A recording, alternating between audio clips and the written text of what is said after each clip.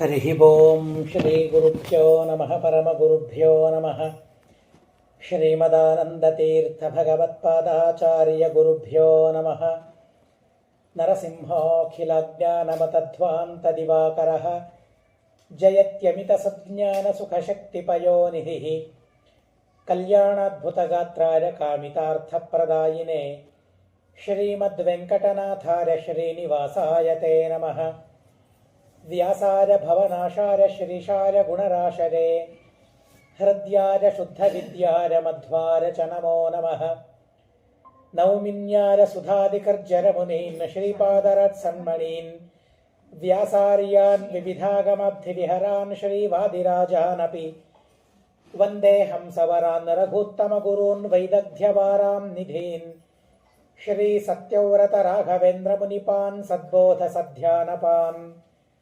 ಸತ್ಯಾಭಿಜ್ಞಕರಾಬ್ಜೋತ್ಥಾನ್ ಪಂಚಾಶದ್ವರ್ಷಪೂಜಕಾನ್ ಸತ್ಯಪ್ರಮೋದತೀರ್ಥಾರ್ಯಾನ್ ನೌಮಿನ್ಯಾರ ಸುಧಾರತಾನ್ ಶಾಸ್ತ್ರೇಷು ಪಾರದೃಶ್ವಾನಂ ಶಾಸ್ತ್ರಜ್ಞೇಷು ಚ ವತ್ಸಲಂ ದೀನಭಕ್ತೋದ್ಧಾರಕರಂ ಸತ್ಯಾತ್ಮಾನಂ ಗುರುಂ ಭಜೆ ವಿದ್ಯಾಪೀಠವಿಧಾತಾರಂ ವಿದ್ಯಾವಾರಿಧಿಚಂದಿರಂ ವಿದ್ಯಾರ್ಥಿವತ್ಸಲಂ ವಂದೇ ಮಹಾಮಹಿಮಸದ್ಗುರುಂ ನಾರಾಯಣಾಯ ಪರಿಪೂರ್ಣಗುಣರ್ಣವಾಯ ವಿಶ್ವೋದರಸ್ಥಿತಿಲಯೋನ್ನಿಯತಿಪ್ರದಾಯ ಜ್ಞಾನಪ್ರದಾಯ ವಿಬುಧಾಸುರಸೌಖ್ಯದುಃಖಸತ್ಕಾರಣಾಯ ವಿತತಾಯ ನಮೋ ನಮಸ್ತೆ. ನಾರಾಯಣಂ ಸುರಗುರುಂ ಜಗದೇಕನಾಥಂ ಭಕ್ತಪ್ರಿಯಂ ಸಕಲಲೋಕನಮಸ್ಕೃತಂ ಚ ತ್ರೈಗುಣ್ಯವರ್ಜಿತಮಜಂ ವಿಭುಮಾದ್ಯಮೀಶಂ ವಂದೇ ಭವಘ್ನಂ ಅಮರಾಸುರಸಿದ್ಧವಂದ್ಯಂ. ನಾರಾಯಣಂ ನಮಸ್ಕೃತ್ಯ ನರಂ ಚೈವ ನರೋತ್ತಮಂ ದೇವೀಂ ಸರಸ್ವತೀಂ ವ್ಯಾಸಂ ತತೋ ಜರಮುದೀರಯೇತ್. ದ್ವೈಪಾಯನೋಷ್ಠಪುಟನಿಸ್ಸೃತಮಪ್ರಮೇಯಂ ಪುಣ್ಯಂ ಪವಿತ್ರಮಥ ಪಾಪಹರಂ ಶಿವಂ ಚ ಯೋ ಭಾರತಂ ಸಮಧಿಗಚ್ಚತಿ ವಾಚ್ಯಮಾನಂ ಕಿಂ ತಸ್ಯ ಪುಷ್ಕರಜಲೈರಭಿಷೇಚನೇನ ಜರತಿ ಪರಾಶರಸೂನುಃ ಸತ್ಯವತಿ ಹೃದಯಾನಂದನೋ ವ್ಯಾಸಃ ಯಸ್ಯಾಸ್ಯ ಕಮಲಗಲಿತಂ ವಾಂಗ್ಮಯಮೃತಂ ಜಗತ್ಪಿಬತಿ. ಯೋ ಘೋಷತಂ ಕನಕಶೃಂಗಮಯಂ ದದಾತಿ ವಿಪ್ರಾರ ವೇದವಿದುಷೇ ಬಹುವಿಶ್ರುತಾಯ ಪುಣ್ಯಾಂ ಚ ಭಾರತಕಥಾಂ ಶೃಣುಯಾಚ್ಚ ತದ್ವತ್ ತುಲ್ಯಂ ಫಲಂ ಭವತಿ ತಸ್ಯ ಚ ತಸ್ಯ ಚೈವ ಶತಾಶ್ವಮೇಧಸ್ಯ ಯದತ್ರ ಪುಣ್ಯಂ ಚತುಸ್ಸಹಸ್ರಸ್ಯ ಶತಕ್ರತೋಶ್ಚ ಭವೇದನಂತಂ ಹರಿವಂಶದಾನಾಥ ಪ್ರಕೀರ್ತಿತಂ ವ್ಯಾಸಮಹರ್ಷಿಣಾ ಚ ಯದ್ವಾಜಪೇಯೇನ ತು ರಾಜಸೂಯಾತ್ ದೃಷ್ಟಂ ಫಲಂ ಹಸ್ತಿರಥೇನ ಚಾನ್ಯತ್ ತಲ್ಲಭ್ಯತೆ ವ್ಯಾಸವಚಃ ಪ್ರಮಾಣಂ ಗೀತಂ ಚ ವಾಲ್ಮೀಕಿಮಹರ್ಷಿಣಾ ಚ ಯೋ ಹರಿವಂಶಂ ಲೇಖರತಿ ಯಥಾ ವಿಧಿನಾ ಮಹಾತಪಾಃ ಸಪದಿ ಸ ಜರತಿ ಹರಿಪದಕಮಲಂ ಮಧುಪೋಹಿ ಯಥಾ ರಸೇನ ಲುಬ್ಧಃ. ಪಿತಾಮಹಾದ್ಯಂ ಪ್ರವದಂತಿ ಷಷ್ಠಂ ಮಹರ್ಷಿಮಕ್ಷಯ್ಯ ವಿಭೂತಿಯುಕ್ತಂ ನಾರಾಯಣಸ್ಯಾಂಶಜಮೇಕಪುತ್ರಂ ದ್ವೈಪಾಯನಂ ವೇದ ಮಹಾನಿಧಾನಂ. ಆದ್ಯಂ ಪುರುಷಮೀಶಾನಂ ಪುರುಹೂತಂ ಪುರುಷ್ಟುತಂ ಋತುಮೇಕಾಕ್ಷರಂ ಬ್ರಹ್ಮವ್ಯಕ್ತಾವ್ಯಕ್ತಂ ಸನಾತನಂ. ಸ್ವಸ್ತ್ಯಸ್ತು ಹರಿ ಓಂ ಹರಿ ಓಂ ಹರಿ ಓಂ. ಹರಿವಂಶದ ಪರಮಾದ್ಭುತವಾದ ಪ್ರಸಂಗಗಳು.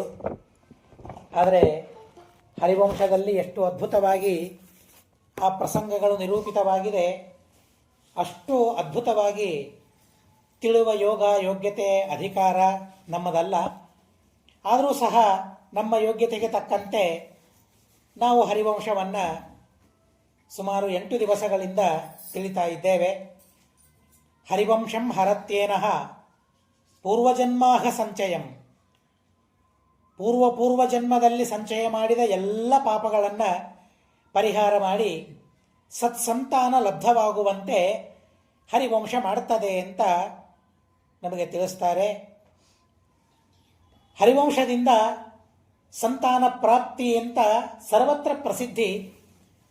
ಎಂಥ ಸಂತಾನದ ಪ್ರಾಪ್ತಿಯಾಗಬೇಕು ಅಂತ ನಾವು ಇಲ್ಲಿ ಇವತ್ತು ತಿಳಿತಾ ಇದ್ದೇವೆ.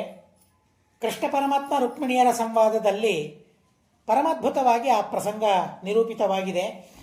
ಕೃಷ್ಣ ಪರಮಾತ್ಮ ಕೈಲಾಸ ಯಾತ್ರೆಗೆ ಹೋಗ್ತಾನೆ. ಕೈಲಾಸಕ್ಕೆ ಹೋಗಿ ರುದ್ರದೇವರನ್ನು ಕುರಿತು ತಪಸ್ಸು ಮಾಡಿದ ಅಂತ ಕಥೆಯನ್ನು ಕೇಳ್ತಾರೆ. ಕೃಷ್ಣ ಏನು ತಪಸ್ಸು ಮಾಡೋದೇನು, ಅದು ರುದ್ರದೇವರನ್ನು ಕುರಿತು ತಪಸ್ಸು ಮಾಡೋದೇನು, ಇವೆಲ್ಲ ಅದ್ಭುತ ಆಶ್ಚರ್ಯ ಅಂತ ಅನ್ನಿಸ್ತಾ ಇವೆ, ವಿವರವನ್ನು ಕೊಡಬೇಕು ಅಂತ ಜನಮೇಜಯರು ಕೇಳ್ತಾರೆ. ಎಲ್ಲಿ ಸಂದೇಹ ಬರುತ್ತದೆ ಅಲ್ಲಿ ವಿವರವನ್ನು ಕೇಳ್ತಾರೆ.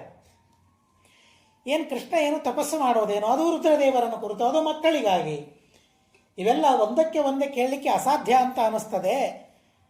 ಆದ್ದರಿಂದಾಗ ಅದರ ವಿವರಣೆಯನ್ನು ಮಾಡಬೇಕು ಅಂತಂದಾಗ ವೈಶಂಪಾಯನರು ಆ ಕಥೆಯನ್ನು ಹೇಳಲಿಕ್ಕೆ ಪ್ರಾರಂಭ ಮಾಡ್ತಾರೆ. ಏತತ್ ಸರ್ವಂ ವಿಪ್ರಪರ್ಯ ಬ್ರೂಹಿನಸ್ತತ್ ಬ್ರೂಹಿ ತತ್ವೇನ ಯತ್ನತಃ, ಅದನ್ನು ತಾತ್ವಿಕವಾಗಿ ಯಥಾರ್ಥವಾಗಿ ಆ ವಿಷಯವನ್ನು ನೀವು ನಮಗೆ ತಿಳಿಸಿಕೊಡಬೇಕು ಅಂತ ಹೇಳಿದಾಗ ವೈಶಂಪಾಯನರು ಹೇಳ್ತಾರೆ, ಶೃಣುಷ್ವ ಅವಹಿತೋ ರಾಜನ್ ಯಥಾ ಕೃಷ್ಣೋ ಗತೋ ನಗಂ.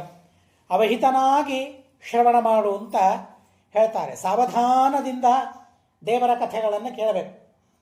ಏಕಾಗ್ರ ಮನಸ್ಸು ನಮ್ಮದಾಗಬೇಕು.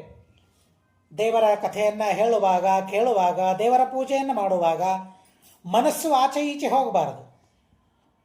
ಇಂದ್ರಿಯಗಳು ದೇಹದಲ್ಲಿ ಚಲನವಲನಗಳಾಗ್ತದೆ, ಏನೂ ಮಾಡಲಿಕ್ಕಾಗೋದಿಲ್ಲ, ಸ್ಥಿರಾಸನದಲ್ಲಿ ಕೊಡಲಿಕ್ಕಾಗೋದಿಲ್ಲ, ಚಾಂಚಲ್ಯ ಬರ್ತದೆ ದೇಹದಲ್ಲಿ, ಆದರೆ ಮನಸ್ಸಿನ ಚಾಂಚಲ್ಯ ಮಾತ್ರ ಬರಬಾರದು ಅಂತ ಹೇಳ್ತಾರೆ. ಅವಹಿತನಾಗಬೇಕು ಅಂತ ಹೇಳ್ತಾರೆ, ಅವಧಾನಿಯಾಗಬೇಕು ಅಂತ ಹೇಳ್ತಾರೆ. ನಾನು ಈಗಾಗಲೇ ಹೇಳಿದ್ದೇನೆ, ಅಷ್ಟಾವಧಾನ ಮಾಡೋದು ಸುಲಭ, ಶತಾವಧಾನ ಸುಲಭ, ಸಹಸ್ರಾವಧಾನ ಸುಲಭ, ಆದರೆ ಏಕಾವಧಾನ ಏನಿದೆಯಲ್ಲ ಅದು ಬಹಳ ಕಷ್ಟ. ಇವತ್ತು ಅನೇಕ ಜನ ಇದ್ದಾರೆ, ಹೇಳ್ತಾರೆ ಸಹಸ್ರಾವಧಾನ ಯಾರಿಗೆ ಮಾಡಲಿಕ್ಕಾಗ್ತದೆ ನಮ್ಮನ್ನು ಬಿಟ್ಟರೆ, ಬೇರೆ ಯಾರಿಗೆ ಆಗೋದಿಲ್ಲ, ನಾವಂತೂ ಮಾಡಿದ್ದೇವೆ ಅಂತ ಅಂತಾರೆ. ಆದರೆ ಏಕಾವಧಾನ ಮಾಡಿ ನೋಡಿ ಅಂತ ವೈಶಂಪಾಯನರು ಹೇಳ್ತಾರೆ. ಕಥೆ ಹೇಳುವಾಗ ಕಥೆ ಕೇಳುವಾಗ ಅಲ್ಲಿ ಮಾತ್ರ ಮನಸ್ಸಿರಬೇಕು, ದೇವರಲ್ಲಿ ಮಾತ್ರ ಮನಸ್ಸು ಲಗ್ನವಾಗಬೇಕು, ಆಚೆ ಈಚೆ ಮನಸ್ಸು ಹೊಯ್ದಾಡಬಾರದು. ಆ ರೀತಿಯ ಕಥೆ ಕೇಳಪ್ಪ ಅಂತ ಹೇಳ್ತಾರೆ ವೈಶಂಪಾಯನರು. ಈ ತರಹದ ಮಾತುಗಳನ್ನು ನಾವು ಸಂಗ್ರಹ ಮಾಡಿದ್ದಾರೆ. ಕಥೆಯನ್ನು ಹೇಗೆ ಕೇಳಬೇಕು ಅಂತ ಹೇಳಿದ್ದಾರೆ. ಅಂದರೆ ಸಾವಧಾನ ಮನಾಶೃಣು, ಪ್ರತಿಯೊಂದು ಕಡೆಗೆ ಆ ಎಚ್ಚರಿಕೆ ಕೊಡ್ತಾರೆ. ಸಾವಧಾನ ಮನಾಶೃಣು, ಹೇಳಬೇಕಾದ್ರೆ ಸಾವಧಾನವಾಗಿ ನಾನು ಹೇಳ್ತೇನೆ, ಆದರೆ ಕೇಳುವಾಗ ನೀನೂ ಸಾವಧಾನವಾಗಿ ಅದನ್ನು ಕಥೆಯನ್ನು ಕೇಳು ಅಂತ ಹೇಳ್ತಾರೆ. ಪರಮಾತ್ಮ ತಪಸ್ಸನ್ನು ಮಾಡಿದ ಅಂತ ನಾನು ಹೇಳಿದ್ದೇನೆ. ಹರತೇಶ್ವಥ ನೃಪೇಶ್ವೇವಂ ಕಿಂಚಿತ್ ಶಿಷ್ಟೇಶು ಶತ್ರುಷು ಶಾಸತಿ ಸ್ಮ ಸದಾ ವಿಷ್ಣು ಪೃಥಿವೀಂ ಪುರುಷೋತ್ತಮ. ಎಲ್ಲ ಶತ್ರುಗಳನ್ನು ಪರಮಾತ್ಮ ಸಂಹಾರ ಮಾಡಿದ್ದಾನೆ, ಮಾಡಿಸಿದ್ದಾನೆ. ಪಾಂಡವರ ಕಡೆಯಿಂದ ಶತ್ರು ಸಂಹಾರವನ್ನು ಮಾಡಿಸಿದ್ದಾನೆ, ತಾನು ಶತ್ರು ಸಂಹಾರವನ್ನು ಮಾಡಿದ್ದಾನೆ. ಯದ್ಯಪಿ ರಾಜ ಉಗ್ರಸೇನ ತಾನು ಇಡೀ ಪೃಥ್ವಿಯನ್ನು ಶಾಸನ ಮಾಡ್ತಾ ಇದ್ದಾನೆ ಪರಮಾತ್ಮ, ಕೃಷ್ಣ ಪರಮಾತ್ಮ. ದ್ವಾರಕಾನಗರದಲ್ಲಿ ಪರಮಾತ್ಮ ವಾಸ ಮಾಡ್ತಾ ಇರುವ ಸಂದರ್ಭದಲ್ಲಿ ರುಕ್ಮಿಣೀ ದೇವಿ ಒಂದು ಸಲ ಕೃಷ್ಣನ ಹತ್ರ ಬಂದು ಮಾತನಾಡ್ತಾಳೆ. ಅಥೋವಾಚ ತದಾದೇವಿ ರುಕ್ಮಿಣಿ ರುಕ್ಮಭೂಷಣ ಪುತ್ರಮಿಚ್ಛಾಮಿ ದೇವೇಶ ತ್ವಕ್ತೋ ಮಾಧವ ನಂದನಂ. ಪರಮಾತ್ಮ ವಿಷ್ಣು ನಿನ್ನಿಂದ ಮಕ್ಕಳನ್ನು ಪಡಿಬೇಕು ಅಂತ ಆಸೆ ನನಗಾಗಿದೆ ಅಂತ ಹೇಳ್ತಾಳೆ. ನೋಡಿ, ಲಕ್ಷ್ಮೀದೇವಿಗೆ ಏನೂ ಆಸೆ ಇಲ್ಲ, ಆದರೆ ಲಕ್ಷ್ಮೀದೇವಿಯೂ ಸಹ ಮಕ್ಕಳಾಗಬೇಕು ಅಂತನ್ನೋ ಆಸೆಯನ್ನು ಅಭಿವ್ಯಕ್ತ ಮಾಡ್ತಾಳೆ. ಈ ಆಸೆ ಎಷ್ಟು ದೊಡ್ಡದು ಅಂತ ಹರಿವಂಶ ನಮಗೆ ತಿಳಿಸ್ತದೆ. ಲಕ್ಷ್ಮೀದೇವಿಯು ಪರಮಾತ್ಮನ ಹತ್ತಿರ ಹೋಗಿ ನಿನ್ನಿಂದ ಮಕ್ಕಳನ್ನು ಪಡಿಬೇಕು ಅಂತ ಆಸೆ ನನಗಾಗಿದೆ ಅಂತ ಹೇಳಬೇಕಾದ್ರೆ ಮಕ್ಕಳನ್ನು ಪಡೆಯೋದು, ಮಕ್ಕಳ ಆಸೆ ಎಷ್ಟು ದೊಡ್ಡದಾದ ಆಸೆ ಅಂತ ನಮಗೆ ಸಿದ್ಧವಾಗ್ತದೆ. ಹೀಗಾಗಿ ಇದು ಸಣ್ಣ ಮಾತಲ್ಲ, ದೊಡ್ಡ ದೇವರ ಪೂಜೆ. ಗಾರ್ಹಸ್ಥ್ಯ ಅಂದ್ರೇ ಅದು ಸಾಧನೆ ಮಾಡೋದಕ್ಕಾಗಿ ಇರುವ ಒಂದು ಆಶ್ರಮ. ಭೋಗಕ್ಕಾಗಿ ಮಾತ್ರ ಈ ಆಶ್ರಮ ಅಲ್ಲ, ಸುಖವನ್ನು ಪಡೆಯೋದಕ್ಕಾಗಿ ಮಾತ್ರ ಈ ಆಶ್ರಮ ಅಲ್ಲ, ವಿಶೇಷವಾಗಿ ಸಾಧನೆ ಮಾಡುವುದಕ್ಕಾಗಿ ಗಾರ್ಹಸ್ಥಾಶ್ರಮ ಅಂತ ಅನ್ನೋದಿರ್ತದೆ. ಹೀಗಾಗಿ ನಿನ್ನಿಂದ ಮಕ್ಕಳು ನನಗಾಗಬೇಕು ಅಂತ ಪ್ರಾರ್ಥನೆ ಮಾಡಿದಾಗ ಬಲಿನಂ, ಎಂಥ ಮಗ ಬೇಕು ಅಂತ ಕೇಳಿಕೊಳ್ತಾಳೆ. ಬಹಳ ಸುಂದರವಾಗಿದೆ. ಬಲಿನಂ, ಬಲವಂತರಿರಬೇಕಲ್ಲ, ಯಾಕೆಂದರೆ ನಾವು ರಾಜ್ಯವನ್ನು ಆಳಬೇಕು. ಹೀಗಾಗಿ ನಮ್ಮಲ್ಲಿ ಆಡಳಿತ ಇದೆ, ಆ ಅಧಿಕಾರ ನಮಗೆ ಇದೆ. ಹೀಗಾಗಿ ಬಲವಂತನಾಗಿರಬೇಕು, ಒಳ್ಳೆಯ ರೂಪ ಇರಬೇಕು. ಹೇಗಿರಬೇಕು ಅಂತ ಅಂದರೆ ತ್ವಯೈವ ಸದೃಶಂ ಪ್ರಭೋ, ನೋಡಿದರೆ ಕೃಷ್ಣ ಬಂದಿದ್ದಾನೆ ಅಂತ ಹೇಳಬೇಕು. ಯಾರಾದರೂ ನಿನ್ನಂತೆ ಇರಬೇಕು. ಅದು ನೋಡ್ರಿ, ರುಕ್ಮಿಣಿಗೂ ಸಹ ದೇವರ ಮೇಲೆ, ಗಂಡನ ಮೇಲೆ ಎಂಥ ಪ್ರೀತಿ ಇದೆ. ಏನೇ ಆಗಲಿ ನಿನ್ನಂಥವ್ರು ಮಾತ್ರ ಆಗದೇ ಇದ್ದರೆ ಒಳ್ಳೆಯದು ಅಂತ ಕೇಳೋ ಪ್ರಸಂಗ ಬರಬಾರದು. ಗಂಡ ಹೆಂಡತಿಯರಲ್ಲಿ ಯಾವ ತರಹದ ಪ್ರೀತಿ ಇರಬೇಕು, ಯಾವ ತರಹದ ಭಾವನೆಗಳ ಬದಲಾವಣೆ ಇರಬೇಕು ಅಂತ ಅನ್ನೋದನ್ನು ಹೇಗೆ ಅರ್ಥ ಮಾಡಿಕೊಳ್ಳಬೇಕು ಅಂತ ಅನ್ನೋದನ್ನು ರುಕ್ಮಿಣಿ ತಿಳಿಸ್ತಾಳೆ. ಎಂಥ ಅದ್ಭುತವಾದ ಪ್ರೀತಿ ರುಕ್ಮಿಣಿಯದು ಗಂಡನ ಮೇಲೆ. ಯದ್ಯಪಿ ಲಕ್ಷ್ಮೀದೇವಿ ಅವರ ಪ್ರೀತಿಯನ್ನು ಏನು ಕೊಟ್ಟು ಹೋಲನೆ ಮಾಡಲಿಕ್ಕೆ ಸಾಧ್ಯವಿಲ್ಲ, ತುಲನೆ ಮಾಡಲಿಕ್ಕೆ ಸರ್ವಥಾ ಸಾಧ್ಯವಿಲ್ಲ. ಆದರೆ ಮನುಷ್ಯ ಲೋಕದಲ್ಲಿ ಅವತಾರ ತಾಳಿದ್ದಾರಲ್ಲ, ಹಾಗಾದರೆ ಆ ರುಕ್ಮಿಣಿಗೆ ಒಬ್ಬ ಹೆಂಡತಿಗೆ ಗಂಡನ ಮೇಲೆ ಯಾವ ತರಹದ ಪ್ರೀತಿ ಇರಬೇಕು ಅಂತ ಅನ್ನೋದನ್ನು ತೋರಿಸ್ತಾ ಇದ್ದಾಳೆ. ಅಲ್ಲಿ ಏನಿದೆ ಗೀತೆಯಲ್ಲಿ, ಏನಿದೆ ಭಾರತದಲ್ಲಿ, ರಾಮಾಯಣದಲ್ಲಿ ಏನಿದೆ, ಭಾಗವತದಲ್ಲಿ ಏನಿದೆ ಅಂತ ಕೇಳ್ತಾರಲ್ಲ, ಏನು ಬೇಕು? ಒಬ್ಬ ಹೆಂಡತಿ ಗಂಡನ ಮೇಲೆ ಪ್ರೀತಿಯನ್ನು ಹೇಗೆ ತೋರಿಸ್ಬೇಕು ಅಂತ ಮಹಾಭಾರತ ರಾಮಾಯಣ ಬಿಟ್ಟರೆ ನಮಗೆ ಬೇರೆಯವರಿಂದ ಕಲೀಲಿಕ್ಕೆ ಸಿಗ್ತದ? ಎಲ್ಲಿ ಸಿಗ್ತದೆ ಕಲೀಲಿಕ್ಕೆ ಹೇಳಿ? ಎಂಥ ಮಗ ಬೇಕು ಅಂತ ಅಂದರೆ ತ್ವಯೈವ ಸದೃಶಂ ಪ್ರಭೋ ಅಂತ ಹೇಳ್ತಾರೆ. ಅವರಿವರು ಅಲ್ಲ, ನನ್ನ ಮಗನನ್ನು ನೋಡಿದರೆ ನಿನ್ನನ್ನು ನೋಡಿದಂತೆ ನನಗಾಗಬೇಕು, ನಿನ್ನ ದರ್ಶನ ನನಗಾಗಬೇಕು, ನಿನಗೇ ಸಮಾನ ಅವನಾಗಬೇಕು, ಅಂಥ ಮಗ ನನಗೆ ಬೇಕು ಅಂತ ಅವಳು ಕೇಳ್ತಾ ಇದ್ದಾಳೆ. ಬಹಳ ಭಾರವಾದ ಮಾತುಗಳಿವೆ, ಭಾರವಾದ ಭಾವನೆಗಳಿವೆ. ವೃಷ್ಣೀನಾಮಪಿ ನೇತಾರಂ ವೀರ್ಯವಂತಂ ತಪೋನಿಧಿಂ. ಬರೀ ಬಲವಂತ ಮಾತ್ರ ಅಲ್ಲ, ಅವನು ತಪಸ್ವಿಯಾಗಿರಬೇಕು, ಅವನು ವಂಶವನ್ನು ಉದ್ಧಾರ ಮಾಡಬೇಕು ಆ ಮಗ. ಆದ್ದರಿಂದಾಗಿ ತಪೋನಿಧಿ ಅವನಾಗಿರಬೇಕು. ಮಾತ್ರ ಅಲ್ಲ, ಸರ್ವಶಾಸ್ತ್ರಾರ್ಥ ಕುಶಲಂ.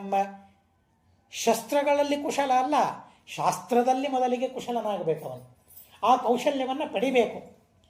ಹೇಗೆ ನೀನು ಸರ್ವಶಾಸ್ತ್ರಾರ್ಥ ಕುಶಲ ಅಲ್ಲ, ಯಾರಿಗೆ ಏನೇ ಸಂದೇಹ ಬಂದರೂ ಕೃಷ್ಣ ನಿನಗೆ ಕೇಳ್ತಾರಲ್ಲ, ನಿನ್ನಿಂದ ಸಹಾಯವನ್ನು ಪಡಿತಾರಲ್ಲ, ನಿನ್ನ ಉಪಕಾರ ಬೇಕು ಅಂತ ಅಂತಾರಲ್ಲ. ಹೀಗಾಗಿ ಅಂಥ ಮಗ ಸರ್ವಶಾಸ್ತ್ರಾರ್ಥ ಕುಶಲನಾದ ಮಗ ಬೇಕು.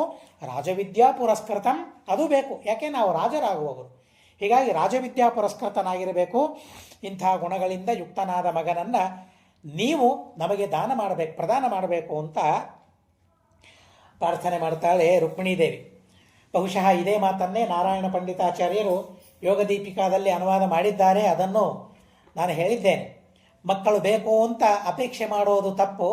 ಆದರೆ ಶ್ರೀಮದಾಚಾರ್ಯರು ರಚನೆ ಮಾಡಿದ ತಾತ್ಪರ್ಯ ನಿರ್ಣಯ ಮುಂತಾದ ಗ್ರಂಥಗಳನ್ನು ಅಧ್ಯಯನ ಮಾಡಿದ ಮಗ ನನಗಾಗಬೇಕು ಅಂತ ಕೇಳಿದರೆ ದೇವರು ಬಹಳ ಮೆಚ್ಚುತ್ತಾನೆ ಅದಕ್ಕೆ ಅಂತ ಹೇಳ್ತಾರೆ. ಹಾಗೆ ರುಕ್ಮಿಣೀದೇವಿ ಕೇಳಿದ್ದಾಳೆ. ಹಾಗೆ ಕೃಷ್ಣನಿಗೆ ರುಕ್ಮಿಣೀದೇವಿಯೇ ಮಕ್ಕಳನ್ನು ಕೇಳುವ ಮೂಲಕ ಮಕ್ಕಳನ್ನು ಕೇಳೋದು ತಪ್ಪಲ್ಲ ಅಂತ ಅವಳೇ ಯಥಾ ರಾಜ ತಥಾ ಪ್ರಜಾ. ಹೀಗಾಗಿ ರುಕ್ಮಿಣೀದೇವಿ ಕೇಳ್ತಾಳೆ, ಅಂಥ ಮಗನನ್ನು ಪರಮಾತ್ಮ ಕೊಡ್ತಾನೆ ಅಂದಮೇಲೆ ದೇವರಿಗೆ ನಾವು ಕೇಳಿದರೆ ನಮಗೂ ಕೊಡ್ತಾನೆ. ಲಕ್ಷ್ಮೀದೇವಿ ಕೇಳಿದರೆ ನೀನು ಕೊಟ್ಟಿಯಲ್ಲ, ಹಾಗಾದರೆ ನಾನು ಕೇಳ್ತೇನೆ, ಅಂಥ ಸಂತಾನವನ್ನು ನಮಗೆ ಕೊಡುವಂಥ ದೇವರಿಗೆ ಅಧಿಕಾರದಿಂದ ನಾವು ಅವಶ್ಯವಾಗಿ ಬೇಡಬಹುದು ಅಂತನ್ನೋ ಸಂದೇಶವನ್ನು ಈ ಪ್ರಸಂಗ ನಮಗೆ ತಿಳಿಸ್ತದೆ. ಆಯಿತು, ಮತ್ತು ಕೊಡು ಅಂತ ನಾನೇನೋ ಕೇಳಿದೆ, ಆದರೆ ಕೊಡಲಿಕ್ಕಾಗ್ತದ ಸಂದೇಹ ವ್ಯಕ್ತಪಡಿಸಲಿಲ್ಲ. ಹೇಗೆ ಹಿಂದೆ ಅರ್ಜುನನ ಕಥೆ ಬಂತಲ್ಲ, ನಾನು ದೀಕ್ಷಿತನಾಗಿದ್ದೇನೆ, ಬ್ರಾಹ್ಮಣನನ್ನು ಕಾಪಾಡಬೇಕು, ನಾನು ಹೋಗೋ ಹಾಗಿಲ್ಲ, ಏನು ಮಾಡೋಣ ಅರ್ಜುನ, ನೀನು ಹೋಗ್ತೀಯಾ, ನಾನು ಹೋಗಲ್ಲ ಅಂತ ಕೇಳಿದರೆ ರಕ್ಷಣೆ ಮಾಡಲಿಕ್ಕೆ ಆಗ್ತದಾ ನಿನಗೆ ಅಂತ ಕೃಷ್ಣ ಪರಮಾತ್ಮ ಅರ್ಜುನ ಕೇಳಿದ್ನಲ್ಲ, ಅಂಥ ಪ್ರಸಂಗ ಬರಲಿಲ್ಲ. ಕೊಡು ಅಂತ ಕೇಳಿದ್ದು, ಕೊಡ್ಲಿಕ್ಕಾಗ್ತದಾ ನಿನಗೆ ಸಂದೇಹ ಇಲ್ಲ ರುಕ್ಮಿಣೀದೇವಿಗೆ. ಹೀಗಾಗಿ ನೀನು ಇದು ಕೊಡ್ತೀಯ, ಅದು ಕೊಡೋದಿಲ್ಲ, ಇದು ಕೊಡ್ಲಿಕ್ಕಾಗ್ತದೆ, ಅದು ಕೊಡ್ಲಿಕ್ಕಾಗೋದಿಲ್ಲ, ಸಮಸ್ಯೆಯೇ ಇಲ್ಲ ನಿನಗೆ. ತ್ವಯಿ ಸರ್ವಸ್ಯ ದಾತೃತ್ವಂ ನಿತ್ಯಮೇವ ಪ್ರತಿಷ್ಠಿತಂ. ಉಪಕ್ರಮ ಅಂತ ಕರೀತಾರೆ ಇದನ್ನು. ಏನು ಉಪಕ್ರಮದಲ್ಲಿ ಏನು ಬಂದಿದೆ, ಮಧ್ಯದಲ್ಲಿ ಏನು ಬಂದಿದೆ, ಉಪಸಂಹಾರದಲ್ಲಿ ಏನು ಬಂದಿದೆ. ಒಂದು ವಿಷಯವನ್ನು ತಿಳಿದುಕೊಳ್ಳಬೇಕಾದ್ರೆ ಈ ಮೂರು ಕಡೆಗೆ ಹೆಚ್ಚು ಗಮನ ನಾವು ಹರಿಸ್ಬೇಕು. ಮೊದಲಿಗೆ ಬಂದದ್ದೇನು, ಮಧ್ಯದಲ್ಲಿ ಬಂದದ್ದೇನು, ಕೊನೆಗೆ ಬಂದದ್ದೇನು. ಅದರ ಹಿಂದೆ ಮುಂದೆ ಬೇರೆ ಬೇರೆ ಮಾತುಗಳು ಬಂದಿರಬಹುದು, ಆದರೆ ಆದಿ ಮಧ್ಯ ಅಂತ ಇವುಗಳನ್ನು ನೋಡಿ ನಾವು ನಿರ್ಣಯ ಮಾಡಬೇಕಾಗ್ತದೆ. ಹೀಗಾಗಿ ಮೊಟ್ಟ ಮೊದಲಿಗೆ ಈ ಕಥೆ ಪ್ರಾರಂಭ ಆಗ್ತಾ ಇದೆ ಮೇಲೆ ಕೈಲಾಸ ಯಾತ್ರೆಯನ್ನು ಕೃಷ್ಣ ಪರಮಾತ್ಮ ಮಾಡ್ತಾನೆ. ಕೃಷ್ಣ ಪರಮಾತ್ಮ ಯಾತ್ರೆಗೆ ತೊಡಗಿಕೊಳ್ತಾ ಇದ್ದಾನೆ. ರುದ್ರದೇವರನ್ನು ಕುರಿತು ತಪಸ್ಸು ಮಾಡುವವನಿದ್ದಾನೆ. ಯಾಕೆ? ಮಕ್ಕಳನ್ನು ಕೊಡು ಅಂತ ಕೇಳೋದಕ್ಕಾಗಿ ತಪಸ್ಸು ಮಾಡುತ್ತಾ ಇದ್ದಾನೆ. ಅದನ್ನು ಮೊದಲಿಗೇನೆ ಲಕ್ಷ್ಮೀದೇವಿ ಅಲ್ಲಗಳಿತಾಳೆ. ನೀನು ರುದ್ರದೇವರಿಗೆ ತಪಸ್ಸು ಮಾಡಿ ರುದ್ರದೇವರಿಂದ ಅವರವನ್ನು ಪಡೆಯೋ ಕಾರಣ ಇಲ್ಲ. ಹಾಗಾದರೆ ಯಾರು ಕೊಡೋರು ನಮಗೆ ಮಕ್ಕಳನ್ನು? ತ್ವಯಿ ಸರ್ವಸ್ಯ ದಾತೃತ್ವಂ ನಿತ್ಯಮೇವ ಪ್ರತಿಷ್ಠಿತಂ. ನಿತ್ಯವೂ ದಾನ ಮಾಡೋದು ಅಂತಾದರೆ ಅದು ನೀನೇ. ಏನೇ ದಾನ ಮಾಡೋದಾದರೂ ಸರ್ವಸ್ಯ ದಾತೃತ್ವಂ, ಅದು ಇದು ಅಂತ ಅಲ್ಲ, ಸರ್ವದಾತೃತ್ವ ನಿತ್ಯವೂ ನಿನ್ನಲ್ಲೇ ಪ್ರತಿಷ್ಠಿತ, ಬರೀ ತಿಷ್ಠಿತ ಅಲ್ಲ. ಹೀಗಾಗಿ ಇನ್ನೊಬ್ಬರಿಗೆ ಕೊಡುವ ಸಾಮರ್ಥ್ಯವೇ ಇಲ್ಲ ಅಂತ ಲಕ್ಷ್ಮೀದೇವಿ ತಿಳಿಸ್ತಾಳೆ. ನಾವು ಯಾರಿಗೂ ಕೇಳುವ ಅವಶ್ಯಕತೆ ಇಲ್ಲ, ದೇವರಿಗೆ ಕೇಳಿದರೆ ಮುಗಿದೋಯ್ತು. ದೇವರೇ ಎಲ್ಲವನ್ನ ಕೊಡುವವನು, ಎಲ್ಲವನ್ನ ಕೊಡ್ತಾನೆ. ಆ ಸಾಮರ್ಥ್ಯ ದೇವರಿಗೆ ಮಾತ್ರ ಇದೆ. ಹೀಗಾಗಿ ರುದ್ರದೇವರಿಗೆ ಅಲ್ಲ ಅನ್ನೋದನ್ನು ಮೊದಲಿಗೇನೆ ಲಕ್ಷ್ಮೀದೇವಿ ತೀರ್ಮಾನ ಮಾಡಿ ಹೇಳ್ತಾ ಇದ್ದಾಳೆ. ತ್ವಯಿ ಸರ್ವಸ್ಯ ದಾತೃತ್ವಂ ನಿತ್ಯಮೇವ ಪ್ರತಿಷ್ಠಿತಂ. ಈ ಮಾತುಗಳಿಂದ ಆ ಕೃಷ್ಣನೇ ನನಗೆ ಎಲ್ಲ ಕೊಡುವವನು ಹೊರತು ರುದ್ರದೇವರಲ್ಲ ಅಂತ ಮೊದಲಿಗೆ ಹೇಳಿಬಿಡ್ತಾಳೆ. ತ್ವಮ್ಮಿ ಸರ್ವಸ್ಯ ಕರ್ತಾಚ. ರುದ್ರದೇವರು ಯಾಕೆ ಕೊಡಬಾರದು? ಆದರೆ ಆ ರುದ್ರದೇವರನ್ನು ಹುಟ್ಟಿಸಿದವನು ನೀನೇ, ಸರ್ವಸ್ಯ ಕರ್ತ. ಯಾರು ಸರ್ವಕರ್ತ ಅವನೇ ಸರ್ವವನ್ನೂ ಕೊಡಬೇಕು. ಯಾರು ಸರ್ವಕರ್ತ ಅಲ್ಲ ಅವನು ಹೇಗೆ ಸರ್ವವನ್ನು ಕೊಡಲಿಕ್ಕೆ ಸಮರ್ಥನಾಗ್ತಾನೆ? ಸರ್ವವನ್ನು ಕೊಡುವ ಸಾಮರ್ಥ್ಯ ಅವನಿಗೆ ಇಲ್ಲ. ಹೀಗಾಗಿ ಸರ್ವಕರ್ತಾನೂ ನೀನೇ, ಹೀಗಾಗಿ ಸರ್ವದಾತಾನೂ ನೀನೇ, ಭೋಕ್ತ ಸರ್ವಭೋಕ್ತಾನೂ ನೀನೇ. ಸರ್ವದಾತೃತ್ವ, ಸರ್ವಕರ್ತೃತ್ವ, ಸರ್ವಭೋಕ್ತೃತ್ವ ಇದೆಲ್ಲವೂ ಕೂಡ ನಿನ್ನಲ್ಲೇನೇ ಜಗತ್ಪತಿಯಾಗಿದ್ದೆ ನೀನು. ವಿಶೇಷತಸ್ತು ಭೃತ್ಯಾನಾಂ ಶುಶ್ರೂಷಾನಿಯತಾತ್ಮನಾಂ ವಕ್ತವ್ಯಂ ಕಿಮು ದೇವೇಶ ಯದಿ ಭಕ್ತೋಸ್ಮಿ ಕೇಶವ. ಅದರಲ್ಲೂ ವಿಶೇಷವಾಗಿ ನಿನ್ನ ಶುಶ್ರೂಷೆಯನ್ನು, ಸೇವೆಯನ್ನು ಮಾಡುವ ನಮ್ಮಂಥವರಿಗೆ ನೀನೇ ತಾನೇ ಕೊಡುವವನು. ಆದ್ದರಿಂದಾಗಿ ನೀನು ಕೊಡಬೇಕು. ಯದಿ ಭಕ್ತೋಸ್ಮಿ ಕೇಶವ, ನಾನು ನಿನ್ನ ಭಕ್ತಳಾಗಿದ್ದರೆ ನನಗೆ ಕೊಡು ಅಂತ ಕೇಳಿಕೊಳ್ತಾಳೆ ರುಕ್ಮಿಣೀ ದೇವಿ. ಇನ್ನು ಲಕ್ಷ್ಮೀದೇವಿಗಿಂತಲೂ ಹೆಚ್ಚಿನ ಭಕ್ತರು ಯಾರಿದ್ದಾರೆ? ದೇವರಿಗೆ ಯಾರೂ ಇಲ್ಲ. ಆದರೂ ಕೂಡ ದೇವರಿಗೆ ಪ್ರಾರ್ಥನೆ ಮಾಡಬೇಕಾದರೆ ಯದಿ ಭಕ್ತೋಸ್ಮಿ ಕೇಶವ, ನಾನು ನಿನ್ನ ಭಕ್ತಳಾಗಿದ್ದರೆ ಅವಶ್ಯವಾಗಿ ನೀನು ಅದನ್ನು ಕೊಡಬೇಕು. ಈ ಅನುಗ್ರಹವನ್ನು ದೇವದೇವ ಜಗತ್ಪತೆ ಅನುಗ್ರಹವನ್ನು ಮಾಡಬೇಕು. ವೀರ್ಯವಂತಂ ಜನಾರ್ದನ ಅಂತ ಪ್ರಾರ್ಥನೆ ಮಾಡಿದ ಮೇಲೆ ಪರಮಾತ್ಮ ಸಂಪ್ರೀತನಾಗ್ತಾನೆ. ಸಂಪ್ರೀತನಾಗಿ ಹೇಳ್ತಾನೆ, ದಾತಾಸ್ಮಿ ತಾದೃಶಂ ಪುತ್ರಂ. ರುದ್ರದೇವರಿಂದ ಕೊಡಿಸ್ತೇನೆ ಅಂತಲ್ಲಿಲ್ಲ, ನಾನೇ ಕೊಡ್ತೇನೆ ಅಂತಲೇ ಕೃಷ್ಣ ಪರಮಾತ್ಮ ಹೇಳ್ತಾ ಇದ್ದಾನೆ. ಹಾಗಾದರೆ ರುದ್ರದೇವರ ತಪಸ್ಸು ಮಾಡಿದ್ದು ನಟನೆ ಮಾತ್ರ. ಮುಂದಿನ ಜನರೆಲ್ಲ ಮಕ್ಕಳಿಗಾಗಿ ರುದ್ರದೇವರ ವಿಶೇಷವಾದ ಆರಾಧನೆಯನ್ನು ಮಾಡಿ, ರುದ್ರದೇವರ ವಿಶೇಷವಾದ ಧ್ಯಾನವನ್ನು, ರುದ್ರದೇವರ ವಿಶೇಷವಾದ ಪೂಜೆಯನ್ನು ನೀವು ಮಾಡಿ, ರುದ್ರದೇವರ ಸ್ಮರಣೆ ಮಾಡಿ ಸತ್ಸಂತಾನವನ್ನು ರುದ್ರದೇವರು ಕರುಣಿಸ್ತಾರೆ. ಪುತ್ರಪ್ರದರು ರುದ್ರದೇವರು, ಆ ವಿಷಯದಲ್ಲಿ ಸರ್ವಥಾ ಸಂದೇಹವಿಲ್ಲ. ನಾನು ಕೊಡ್ತೇನೆ, ಆದರೆ ರುದ್ರದೇವರಿಗೆ ನಾನು ಆದೇಶ ಮಾಡಿದ್ದೇನೆ ಸತ್ಸಂತಾನ ಪ್ರದಾನ ಮಾಡೋದಕ್ಕಾಗಿ.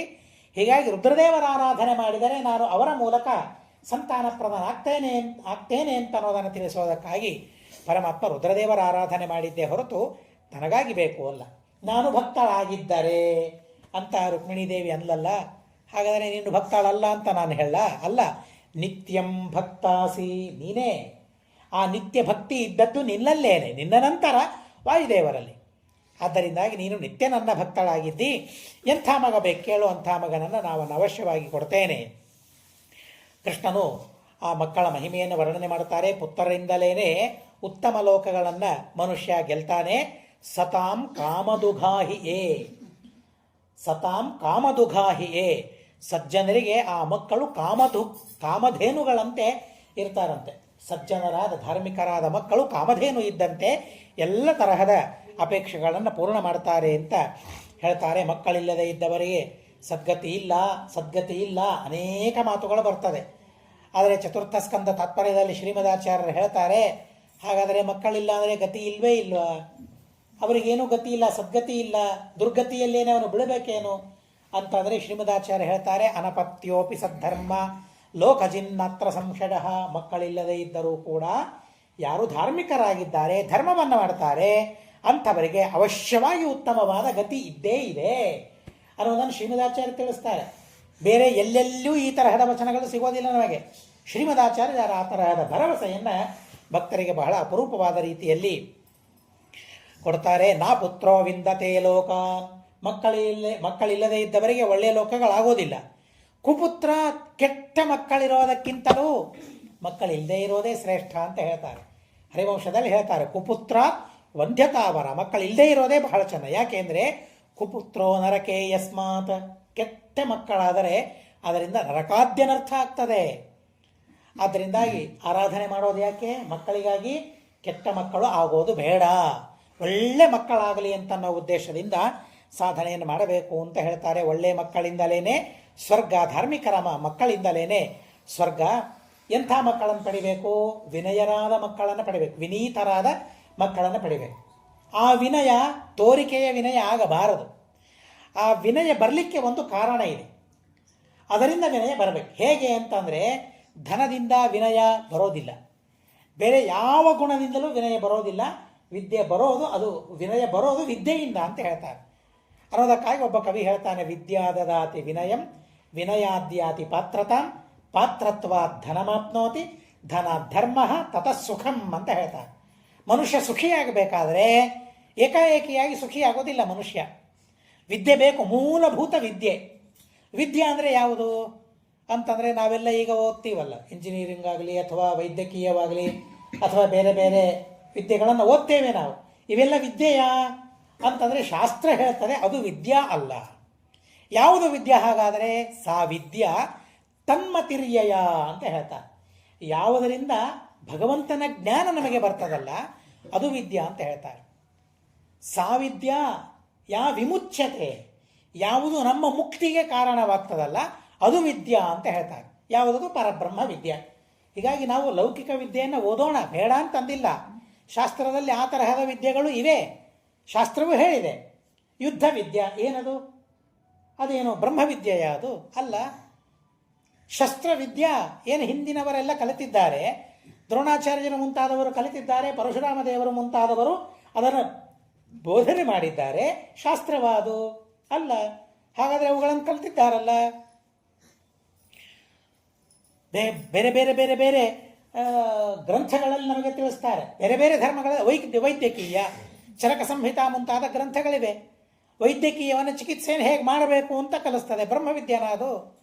ಹಾಗಾದರೆ ಬೇರೆ ಬೇರೆ ವಿದ್ಯೆಗಳು ಮನುಷ್ಯನಿಗೆ ಬೇಕು, ಇಲ್ಲ ಅಂತ ಅಲ್ಲ. ಆದರೆ ಬ್ರಹ್ಮವಿದ್ಯೆಯೂ ಮನುಷ್ಯನಿಗೆ ಬೇಕು.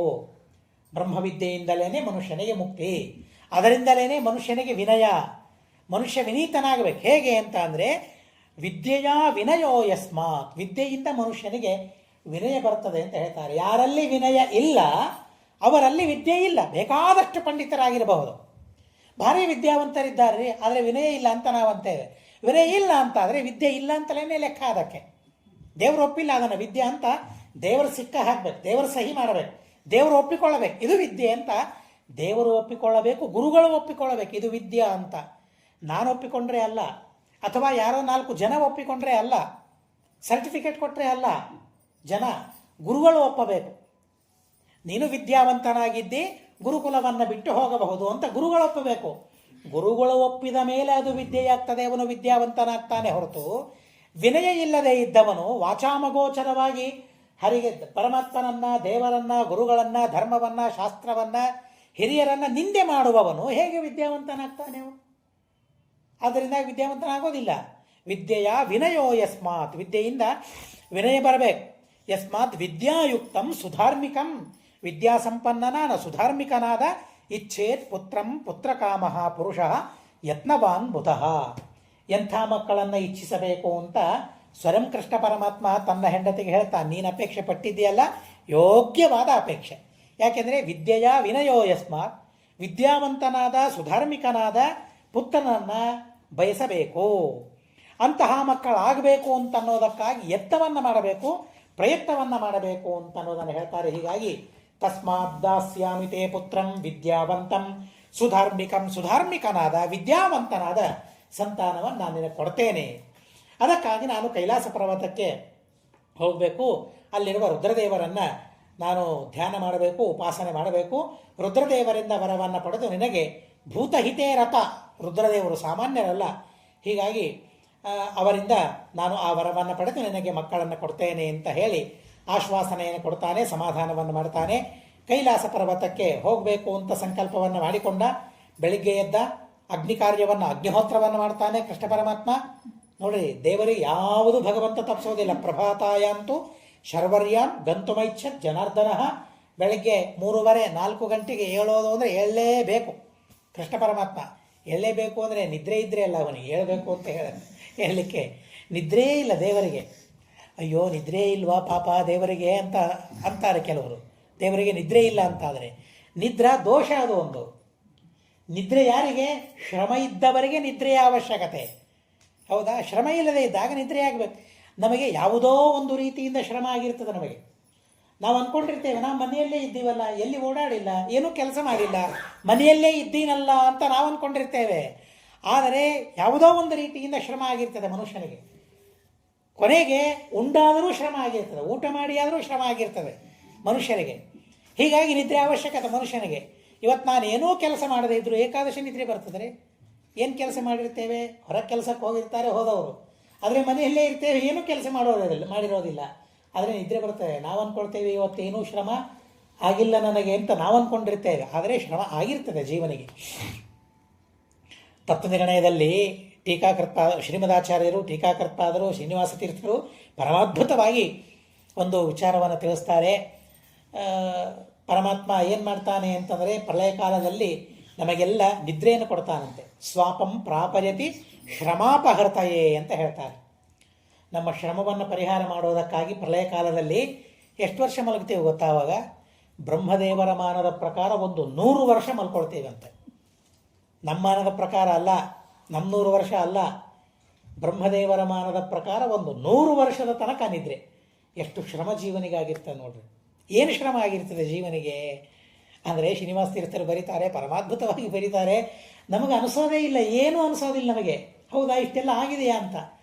ಮನುಷ್ಯ ಈ ದೇಹವನ್ನು ಬಿಡ್ತಾನಲ್ಲ, ಸ್ವರ್ಗಕ್ಕೆ ಹೋಗ್ತಾನೆ ಅಥವಾ ನರಕಕ್ಕೆ ಹೋಗ್ತಾನೆ, ಅಲ್ಲೆಷ್ಟೆಷ್ಟೋ ಶ್ರಮ ಆಗಿರ್ತದೆ. ಮತ್ತೆ ಅಲ್ಲಿಂದ ಭೂಲೋಕಕ್ಕೆ ಬರ್ತಾನೆ, ಬರಬೇಕಾದರೆ ದುಃಖವಾಗ್ತದೆ, ಶ್ರಮವಾಗ್ತದೆ. ಹೀಗೆ ಸ್ವರ್ಗ ನರಕ ಭೂಲೋಕ ಸಂಚಾರ ಮಾಡಿ ಮಾಡಿ ಮಾಡಿ ಆ ಜೀವನಿಗೆ ಬಹಳ ಶ್ರಮ ಆಗಿರ್ತದಂತೆ. ಎಷ್ಟು ನಿದ್ರೆ ಬೇಕು ಗೊತ್ತಾ? ಆವಾಗ ಬ್ರಹ್ಮಮಾನದ ಪ್ರಕಾರ 100 ವರ್ಷದ ತನಕ ನಿದ್ರೆ ಬೇಕಂತೆ. ದೇವರೇನು ಮಾಡ್ತಾನೆ ಗೊತ್ತಾ? ಆ ಸಂದರ್ಭದಲ್ಲಿ ಎಲ್ಲಿ ಮಲಗಿಸ್ತಾನೆ ಗೊತ್ತಾ? ಏನು ಬೆಡ್ರೂಮ್ ಗೊತ್ತಾ ನಮಗೆ? ಯಾವಾಗ ಯಾರು ಮಾಡಿದ್ದಾರೆ ಅದು? ದೇವರು ತನ್ನ ಹೊಟ್ಟೆಯಲ್ಲಿ ಹಾಕ್ಕೊಂಡು ಮಲಗಿಸ್ಕೊಳ್ತಾನಂತೆ, ನಿದ್ರೆ ಕೊಡ್ತಾನಂತೆ ದೇವರು. ಭಗವಂತ ಎಂಥ ಉಪಕಾರ ಮಾಡ್ತಾನೆ, ಏನು ಅರ್ಥ ಆಗ್ತದೆ ದೇವರ ಉಪಕಾರ ನಮಗೆ. ತಾಯಿ 5 ವರ್ಷದ ತನಕ ತೊಡೆ ಮೇಲೆ ಕೂಡಿಸ್ಕೊಂಡು ಮಲಗಿಸಿದ್ದಾಳೆ ಅಂತಂದ್ರೇ ತಾಯಿಯನ್ನು ದೊಡ್ಡವಳು ಅಂತ ನಾವಂತೇವೆ. ಆ ತಾಯಿಗೆ ಯಾವುದೇ ಕಾರಣಕ್ಕೆ ಅಪಕಾರವನ್ನು ಮಾಡಬಾರದು ಅಂತ ನಾವಂತೇವೆ. ಹೀಗಿದ್ದಾಗ 100 ವರ್ಷ ನನ್ನ ಒಬ್ಬನನ್ನಲ್ಲ, ಅನಂತ ಜೀವರಾಶಿಗಳನ್ನು ತನ್ನ ಹೊಟ್ಟೆಯೊಳಗೆ ಹಾಕ್ಕೊಳ್ತಾನೆ. ದುರ್ಯೋಧನನನ್ನೂ ಹೊಟ್ಟೆಯೊಳಗೆ ಹಾಕಿ ನಿದ್ರೆ ಕೊಡಿಸ್ತಾನೆ ದೇವರು.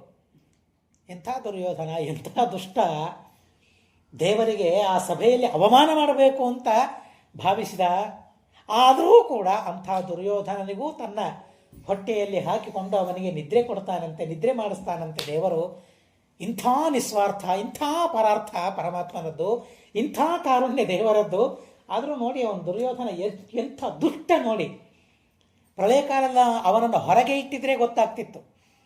ನಮಗೆ ಅನಿಸ್ತದೆ, ಒಂದು ಸಲ ಅನಿಸ್ತದೆ ಆ ದುರ್ಯೋಧನನ ಸ್ವಾಮಿ ಒಂದು ಸಲ ಪ್ರಳಯದಲ್ಲಿ ಅವನನ್ನು ಹೊರಗೆ ಹಾಕಿ ಗೊತ್ತಾಗ್ತದೆ ಏನು ಅಂತ. ನಮ್ಮ ಮಾರ್ಕಾಂಡೇಯರು ಕೇಳ್ತಾರೆ, ನರನಾರಾಯಣರು ಬರ್ತಾರೆ ಆಶ್ರಮಕ್ಕೆ ಅವರ ತಪಸ್ಸಿಗೆ ಒಲಿದು. ನರನಾರಾಯಣರು ಬಂದಾಗ ಬಹಳ ಸಂತೋಷವಾಗ್ತದೆ, ಪೂಜೆಯನ್ನು ಮಾಡ್ತಾರೆ. ಏನು ಬೇಕು ನಿನಗೆ ವರ ಅಂತ ಕೇಳ್ತಾರೆ. ಏನು ಬೇಕು? ನಿನ್ನ ಲೀಲೆಯನ್ನು ನೋಡಬೇಕು, ಪ್ರಳಯವನ್ನು ನೋಡಬೇಕು ಅಂತಂತಾರೆ. ಮಾರ್ಕಂಡೇಯ ಆಯಿತು ತೋರಿಸ್ತೇನೆ, ಯಾಕೆಂದರೆ ಹೇಳೋರೊಬ್ಬರು ಬೇಕಲ್ಲ ಪ್ರಳಯ ಹೇಗಿದೆ ಅಂತ. ನಿನಗೆ ತೋರಿಸ್ಲಿಲ್ಲ ಅಂದರೆ ಹೇಳ್ತಿ ಹೇಗೆ ನೀನು? ಆದ್ದರಿಂದ ನಿನಗೆ ಪ್ರಳಯವನ್ನು ಹೇಗೆ ತೋರಿಸಿದ ಗೊತ್ತಾ? ಪ್ರಳಯ ಏನಾಯ್ತಾ ಆವಾಗ? ಎಲ್ಲನೂ ಪ್ರಳಯವಾಯ್ತಾ ಅಥವಾ ಅವನಿಗೆ ಸ್ವಪ್ನ ಬಿತ್ತ? ಏನಾಯಿತು ಅಂದರೆ ಅವನು ಒಬ್ಬನಿಗೆ ಮಾತ್ರ ಪ್ರಳಯವಾಯಿತಂತೆ, ಯಾರಿಗೂ ಇಲ್ಲ, ಎಲ್ಲರೂ ಹಾಗೇನೇ ಇದ್ದಾರೆ. ಆದರೆ ಸತ್ಯವಾದ ಪ್ರಳಯವನ್ನು ಅದು ಮಾರ್ಕಾಂಡೇಯನಿಗೆ ಮಾತ್ರ ಮಾಡಿ ತೋರಿಸಿದ್ದಾನೆ ದೇವರು. ಎಲ್ಲರೂ ಹಾಗೇನೇ ಇದ್ದಾರೆ, ಸೃಷ್ಟಿ ನಡೆದಿದೆ, ಎಲ್ಲ ಕಡೆಗೆ ಇದೆ, ಎಲ್ಲ ಜೀವರಾಶಿಗಳಿದ್ದಾರೆ. ಆದರೆ ಮಾರ್ಕಾಂಡೇಯನಿಗೆ ಮಾತ್ರ ಅಂಥ ಅವನೊಬ್ಬನಿಗೇನೆ ಪ್ರಳಯವನ್ನು ಮಾಡಿ ತೋರಿಸ್ತಾನಂತೆ ದೇವರು. ಕರ್ತುಂ ಅಕರ್ತುಂ ಅನ್ಯಥಾ ಕರ್ತುಂ ಸಮರ್ಥ ಅಂತ ದೇವರನ್ನು ಕರಿತೀವಲ್ಲ, ಹೀಗಾಗಿ ಆ ದೇವರವನಿಗೆ ಪ್ರಳಯ ಮಾಡಿ ತೋರಿಸ್ತಾನೆ. ಆ ಪುಷ್ಪಭದ್ರಾ ನದಿ ತೀರದಲ್ಲಿ ಅವರ ಆಶ್ರಮ ಇದೆ. ನೋಡ್ತಾ ಇದ್ದಾರೆ, ನೀರು ಬಂತು, ಏನೋ ನೀರು ಬರ್ತಾ ಇದೆ ಅಂತ ಅಂದ್ಕೊಂಡ್ರು. ಬರೀ ನೀರು ಬರಲಿಲ್ಲ, ಆಮೇಲೆ ನದಿಯೇ ಕಾಣಿಸ್ತಾ ಇಲ್ಲ. ಹಾಗೆ ನೀರು ಪ್ರಳಯ ಶುರುವಾಗೋಯಿತು. ಆ ಪ್ರಳಯದಲ್ಲಿ ಮಾರ್ಕಾಂಡೇಯರು ಒದ್ದಾಡ್ತಾರೆ. ಯಾಕಾದರೂ ಕೇಳಿದ್ನಪ್ಪ ಪ್ರಳಯ ತೋರಿಸು ಅಂತನ್ನೋ ಹಾಗೆ ಅವರಿಗೆ ದುಃಖವಾಗ್ತದೆ. ಆ ಪ್ರಳಯದಲ್ಲಿ ಅಷ್ಟು ಕಷ್ಟ ಪ್ರಳಯ. ಆದರೆ ಭಗವಂತನ ಭಕ್ತ ದೇವರು ತೋರಿಸ್ತಾ ಇದ್ದಾನೆ ಅಂತನ್ನೋದಕ್ಕಾಗಿ ಸಹನೆ ಮಾಡಿಕೊಂಡ. ಅವನಿಗೆ ಸಹನೆಯಾಗುವಷ್ಟು ಮಾತ್ರ ಪ್ರಳಯವನ್ನು ತೋರಿಸಿದ. ಆದರೆ ಒಂದು ಸಲ ಆ ದುರ್ಯೋಧನಾದಿಗಳನ್ನು ಈ ಪ್ರಳಯದಲ್ಲಿ ಇರಿಸಿದರೆ ಗೊತ್ತಾಗ್ತದೆ ಏನು ದೇವರ ಕರುಣೆ ಅಂತ. ಇಲ್ಲೇ ಹೋದರೆ ಹೇಗೆ ಗೊತ್ತಾಗ್ತದೆ ಅವರಿಗೆ? ದುರ್ಯೋಧನಾದಿಗಳಿಗೆ ಗೊತ್ತಾಗೋದಿಲ್ಲ. ಅಂಥವರನ್ನು ಹೊಟ್ಟೆಯಲ್ಲಿ ಹಾಕ್ಕೊಳ್ತಾನೆ. ಶ್ರಮಾಪಹೃತಯೇ ಕಲ್ಪಾವಸಾನೇಚರಃ. ಕಲ್ಪ ಮುಗಿದ ಮೇಲೆ ಪ್ರಳಯವಾಗುವಾಗ ತನ್ನ ಹೊಟ್ಟೆಯಲ್ಲಿ ಹಾಕಿಕೊಂಡು ದೀರ್ಘವಾದ ನಿದ್ರೆಯನ್ನು ಪರಮಾತ್ಮ ಕೊಡ್ತಾನೆ. ಹೊರಗಿನ ಯಾವ ಪ್ರಳಯದ ಶಬ್ದ ಒಳಗೆ ಕೇಳಿಸೋದಿಲ್ಲ. ಏನು ಸೌಂಡ್ ಪ್ರೂಫ್ ಅಲ್ಲ ದೇವರ ಹೊಟ್ಟೆ, ನಮಗನಿಸ್ತದೆ. ಆದರೆ ಪುರಾಣಗಳನ್ನೆಲ್ಲ ನೋಡಿದಾಗ ಎಷ್ಟು ಗಾಢ ನಿದ್ರೆಗೆ ಒಳಗಾಗಿರ್ತಾರೆ ಅಂತ ಅಂದರೆ ಯಾರಿಂದಲೂ ಯಾರಿಗೂ ಸಮಸ್ಯೆ ಇಲ್ಲ. ಆದರೆ ಇಲ್ಲಿ ಹಾಗಿರೋದಿಲ್ಲ. ಇಬ್ಬರು ಮಲ್ಕೊಂಡಿದ್ದಾರೆ ಅಂದರೆ ಒಬ್ಬರಿಂದ ಇನ್ನೊಬ್ಬರಿಗೆ ಸಮಸ್ಯೆ. ಎಬ್ಬಿಸ್ಬೇಕಾಗ್ತದೆ, ನಿಮ್ಮಿಂದ ನಮಗೆ ತೊಂದರೆ ಆಗ್ತಾ ಇದೆ, ಸ್ವಲ್ಪ ಎದ್ದು ಮತ್ತೆ ಮಲಗಿಕೊಳ್ಳಿ ಅಂತ ಎಬ್ಬಿಸ್ಬೇಕಾಗ್ತದೆ. ಆದರೆ ಅಲ್ಲಿ ಮಾತ್ರ ಯಾರಿಂದಲೂ ಯಾರಿಗೂ ದುಃಖ ಇಲ್ಲ, ಖೇದ ಇಲ್ಲ, ನೋವಿಲ್ಲ. ಗಾಢ ನಿದ್ರೆಯಲ್ಲಿ ಮಲಗಿರ್ತಾರೆ. ಮತ್ತೆ ಹತ್ತಿ ಅಂತ ಅಲ್ಲ, ಅನಂತ ಜೀವರಾಶಿಗಳು, ಒಬ್ಬರಲ್ಲ ಇಬ್ಬರಲ್ಲ. ಜಾಗ ಸಾಕಾಗ್ತಾ ಇಲ್ಲ ನನಗೆ ಮಲ್ಕೊಳ್ಳಿಕ್ಕೆ ಅಂತ ಪ್ರಸಂಗವೇ ಇಲ್ಲ ಅಲ್ಲಿ. ಎಲ್ಲರೂ ಸುಖವಾಗಿ, ಸ್ವಚ್ಛವಾಗಿ, ಸ್ವಚ್ಛಂದವಾಗಿ. ಎಷ್ಟು ದೇಶ ಬೇಕಾಯಿತು, ಪರಮಾಣು ಪ್ರದೇಶ ಬೇಕಾಯ್ತಂತೆ ಅನಂತ ಜೀವರಾಶಿಗಳನ್ನು ಮಲಗಿಸಿಕೊಳ್ಳಿಕ್ಕೆ ಪರಮಾತ್ಮನಿಗೆ. ಅಲ್ಲಿಯೂ ದೇವರು ವ್ಯವಸ್ಥೆ ಮಾಡಿರ್ತಾನಂತೆ. ನಾಭಿಯ ಮೇಲೆ, ನಾಭಿಗೆ ಸಮಾನ, ನಾಭಿಯ ಕೆಳಗಡೆ. ನಾಭಿಯ ಮೇಲೆ ಸಾತ್ವಿಕರನ್ನು ಮಲಗಿಸ್ತಾನಂತೆ ದೇವರು. ಎಲ್ರಿಗೂ ಒಂದೇ ಸ್ಥಳ ಕೊಡೋದಿಲ್ಲ, ಅಲ್ಲಿಯೂ ದೇವರು ವ್ಯತ್ಯಾಸ ಮಾಡ್ತಾನೆ. ದೇವರ ಉದರ ವಾಸ್ತವ ಇಲ್ಲ ಅಂತಲ್ಲ, ಅಲ್ಲೇನು ತಾರತಮ್ಯ ಇಲ್ಲ. ಹೌದು, ದೇವರ ಉದರದಲ್ಲೇನು ತಾರತಮ್ಯ ಇದೆ, ಹೊಟ್ಟೆಯಲ್ಲೇನು ತಾರತಮ್ಯ ಇದೆ, ಏನೂ ಇಲ್ಲ. ಆದರೂ ಆ ನಾಭಿಯ ಮೇಲೆ ಆ ಸಾತ್ವಿಕರಾದ ಜೀವರಾಶಿಗಳು ಅವರನ್ನು ಮಲಗಿಸ್ತಾನಂತೆ. ನಾಭಿಗೆ ಸಮಾನವಾಗಿ ಸಂಸಾರಿಗಳು, ನಿತ್ಯ ಸಂಸಾರಿಗಳು, ಅವರಿಗೆ ಸ್ಥಾನ ಕೊಡ್ತಾನೆ. ನಾಭಿಯ ಕೆಳಗಳಿಗೆ ತಾಮಸರಿಗೆ ಭಗವಂತ ಸ್ಥಾನವನ್ನು ಕೊಡ್ತಾನಂತೆ. ಹಾಗೆ ಮಲಗಿಸಿಕೊಡ್ತಾನೆ. ಇರಲಿ, ಆ ತರಹದ ಅದ್ಭುತವಾಗಿರತಕ್ಕಂತಹ ಲೀಲೆ ಪರಮಾತ್ಮನದ್ದು. ಅಂಥ ಪರಮಾತ್ಮ ವಿದ್ಯಾವಂತಂ ಸುಧಾರ್ಮಿಕಂ ಯಶಗಚ್ಛಾಮಿ ಪುತ್ರಾತ್ರಂ ಕೈಲಾಸಂ ಪರ್ವತೋತ್ತಮಂ. ಅಂತಹ ಪರಮಾತ್ಮ ಆ ಕೈಲಾಸಕ್ಕೆ ಹೋಗಿ ತಪಸ್ಸು ಮಾಡುವಂತೆ ನಟನೆ ಮಾಡ್ತಾನೆ. ಪರಮಾತ್ಮೆಯಲ್ಲಿ ಹುತಾಗ್ನಿ ಕೃತಕಲ್ಯಾಣ ಸಮಾಪ್ತ ವರದಕ್ಷಿಣ. ದೇವರಿಗೆ ಏನೂ ಮಾಡೋ ಕಾರಣ ಇಲ್ಲ, ನಿದ್ರೆ ಇಲ್ಲ, ಏನೂ ಇಲ್ಲ ಭಗವಂತನಿಗೆ. ಪ್ರಭಾತಾಯಾಂತು ಶರ್ವರ್ಯಾಮ್ಮ, ಎಲ್ಲರಿಗೆ ನಿದ್ರೆ ಕೊಡುವವನೇ ಹೊರತು ತಾನು ಮಾತ್ರ ನಿದ್ರೆ ಮಾಡೋದಿಲ್ಲ.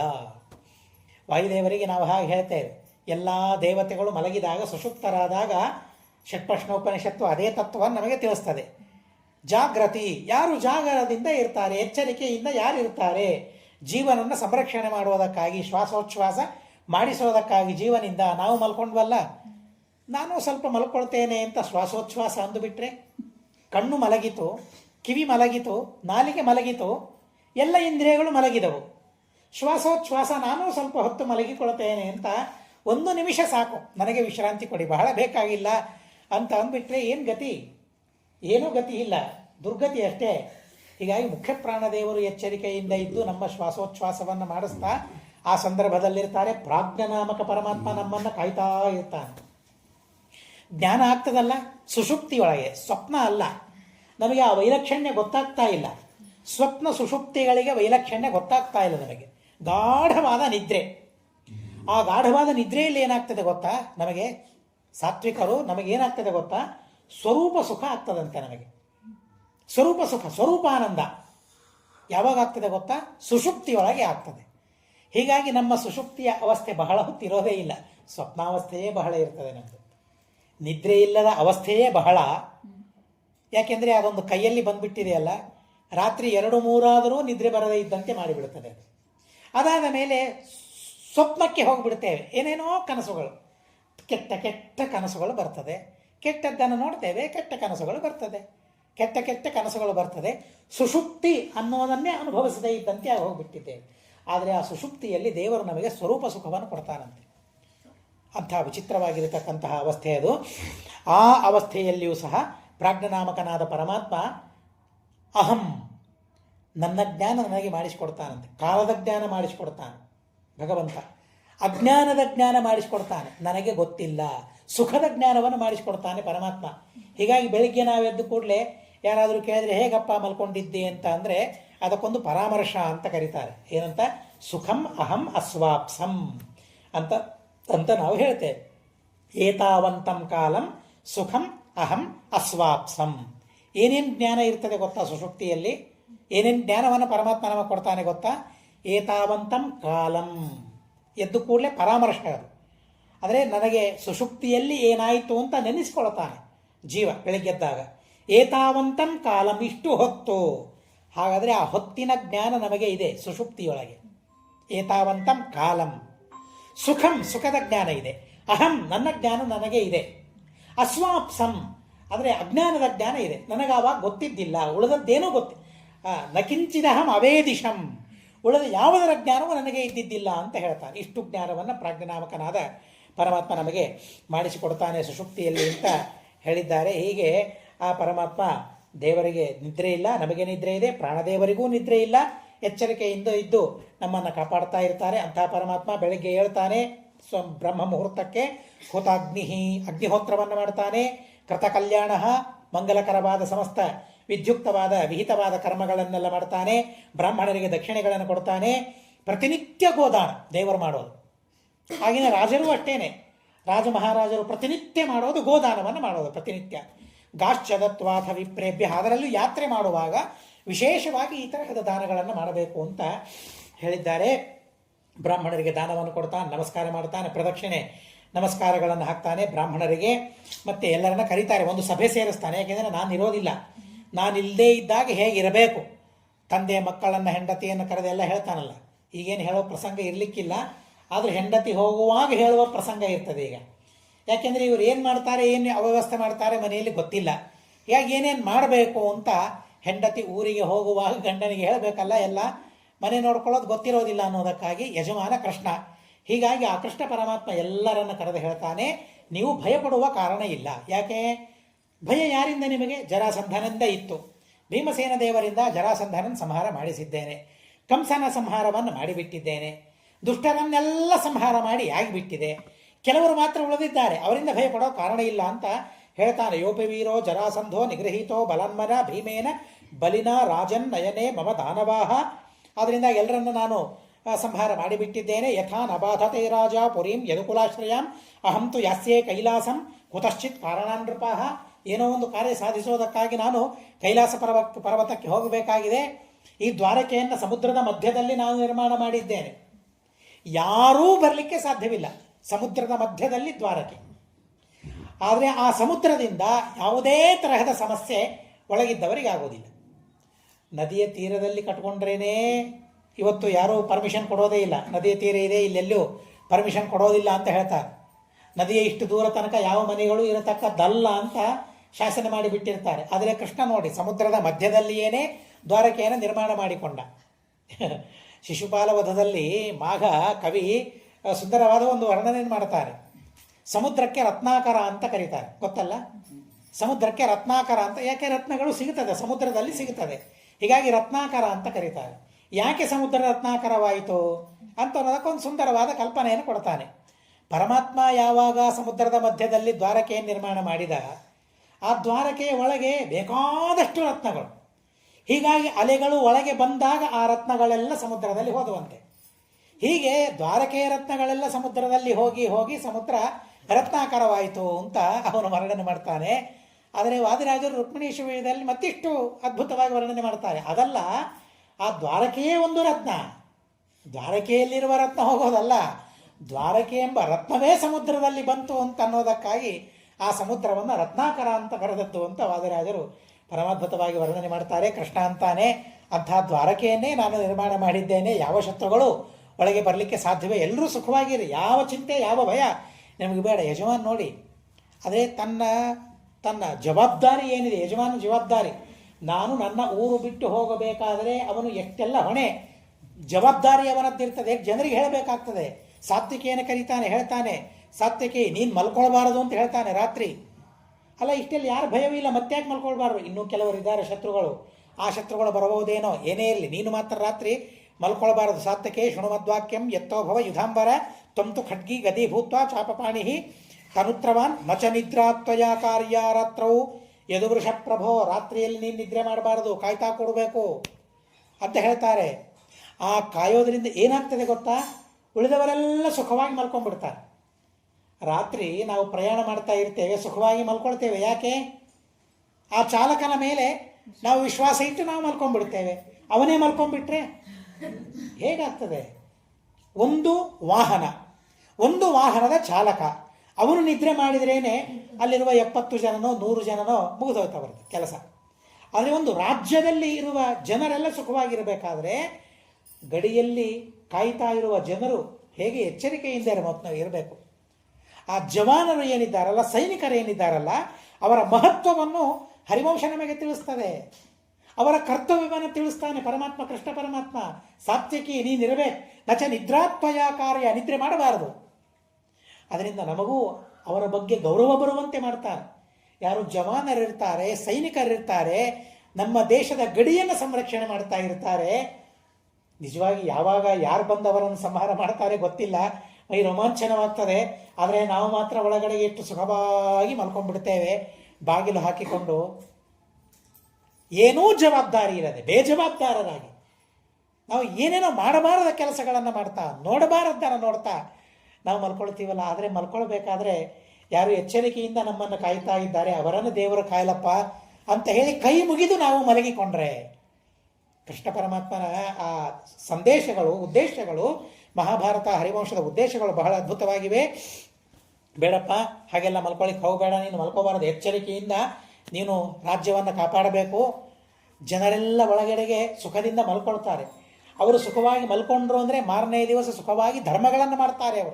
ಅವರೆಲ್ಲೂ ಮಾಡಿದ ಧರ್ಮದ ಪುಣ್ಯ ನಿಮಗೆ ಸಿಗ್ತದೆ, ಗಡಿಯಲ್ಲಿದ್ದವರಿಗೆ, ಆ ಜವಾನರಿಗೆ, ಸೈನಿಕರಿಗೆ. ಆದ್ದರಿಂದಾಗಿ ಮತ್ತೆ ಆ ಜವಾಬ್ದಾರಿಯನ್ನು ಅವರಿಗೆ ಒತ್ತಿಸ್ತಾರೆ. ಸಾತ್ವಿಕೆ ಅಂತಾನೆ ಆಜ್ಞಾತವ ಜಗನ್ನಾಥ ಧಾರ್ಯ ಯತ್ನೇನ ಮೇ ಸದಾ, ಪ್ರಯತ್ನಪೂರ್ವಕವಾಗಿ ನಿನ್ನ ಆಜ್ಞೆಯನ್ನು ನಾನು ಧಾರಣೆ ಮಾಡ್ತೇನೆ, ನಿನ್ನ ಸೇವಕ ನಾನು, ನಿನ್ನ ಅನುಗ್ರಹ ನನ್ನ ಮೇಲೆ ಇರಲಿ ಅಂತ ಪ್ರಾರ್ಥನೆ ಮಾಡ್ತಾನೆ. ಇವರು ಯಾರೇ ಬರಲಿ, ಪೌಂಡ್ರಕ ಅವರು ಇವರು ಬೇಕಾದಷ್ಟು ಬರಲಿ, ನಾನು ಅವರನ್ನೆಲ್ಲ ಗೆಲ್ತೇನೆ ಅಂತ ಹೇಳ್ತಾನೆ. ಆ ಸಾತ್ವಿಕೆ ಯತ್ ಕಾರ್ಯಂ ತದ್ಭವಾನ್ ವೇತ್ತಿ ಅಕಾರ್ಯಂ ವಾಪಿ ಸರ್ವತಃ ಅತೋಹಂ ವಿರಮೇತಾತ ವಕ್ತುಂ ಸಂಪ್ರತಿ ವರ್ಷಿಪ. ಉದ್ಧವ ಮತ್ತೆ ಬರ್ತಾನೆ. ಉದ್ಧವ ಹೇಳ್ತಾನೆ, ಯಸ್ಯ ಪ್ರಸನ್ನೋ ಭವತಿ ತಸ್ಯ ಕಿಂ ನಾಸ್ತಿ ಕೇಶವಃ ತ್ವಂಭಿ ಸರ್ವಸ್ಯ ಜಗತಃ ಕರ್ತ ಹರ್ತ ಪ್ರಧಾನತಃ, ನೀನೇ ಸರ್ವಕರ್ತ, ನೀನೇ ಸರ್ವಭೋಕ್ತ. ಕೃಷ್ಣ ಸ್ಮರಣೆಯನ್ನು ಮಾಡ್ತಾನೆ. ಇನ್ನು ಎಲ್ಲರಿಗೆ ಎಲ್ಲ ಕೆಲಸಗಳನ್ನು ಒಪ್ಪಿಸಿ ಆಯಿತು.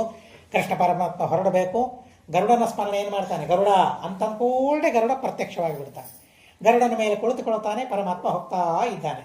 ಏನು ದೇವರ ಅತ್ಯದ್ಭುತವಾದ ವಾಹನ, ಯಾವ ಸಮಸ್ಯೆ ಇಲ್ಲ. ಗರುಡನ ಮೇಲೆ ಹೋಗ್ತಾ ಇದ್ರೆ ಭಾಗವತದಲ್ಲಿ ಹೇಳ್ತಾರೆ, ಭಗವಂತ ಬಿಂದು ಸರೋವರದ ಹತ್ತಿರ ಕರ್ದಮರ ಆಶ್ರಮಕ್ಕೆ ಬರ್ತಾ ಇದ್ದಾನಂತೆ. ಕರ್ದಮರು ತಪಸ್ಸು ಮಾಡ್ತಾರೆ. ಕರ್ದಮರು ತಪಸ್ಸು ಮಾಡ್ತಾ ಇರಬೇಕಾದ್ರೆ ಅವರ ತಪಸ್ಸಿಗೆ ಮೆಚ್ಚಿ ಭಗವಂತ ಗರುಡಾರೂಢನಾಗಿ ಬರ್ತಾನೆ. ಬಂದು ಕರ್ದಮರಿಗೆ ವರಕೊಟ್ಟು ಹೋಗ್ತಾನೆ.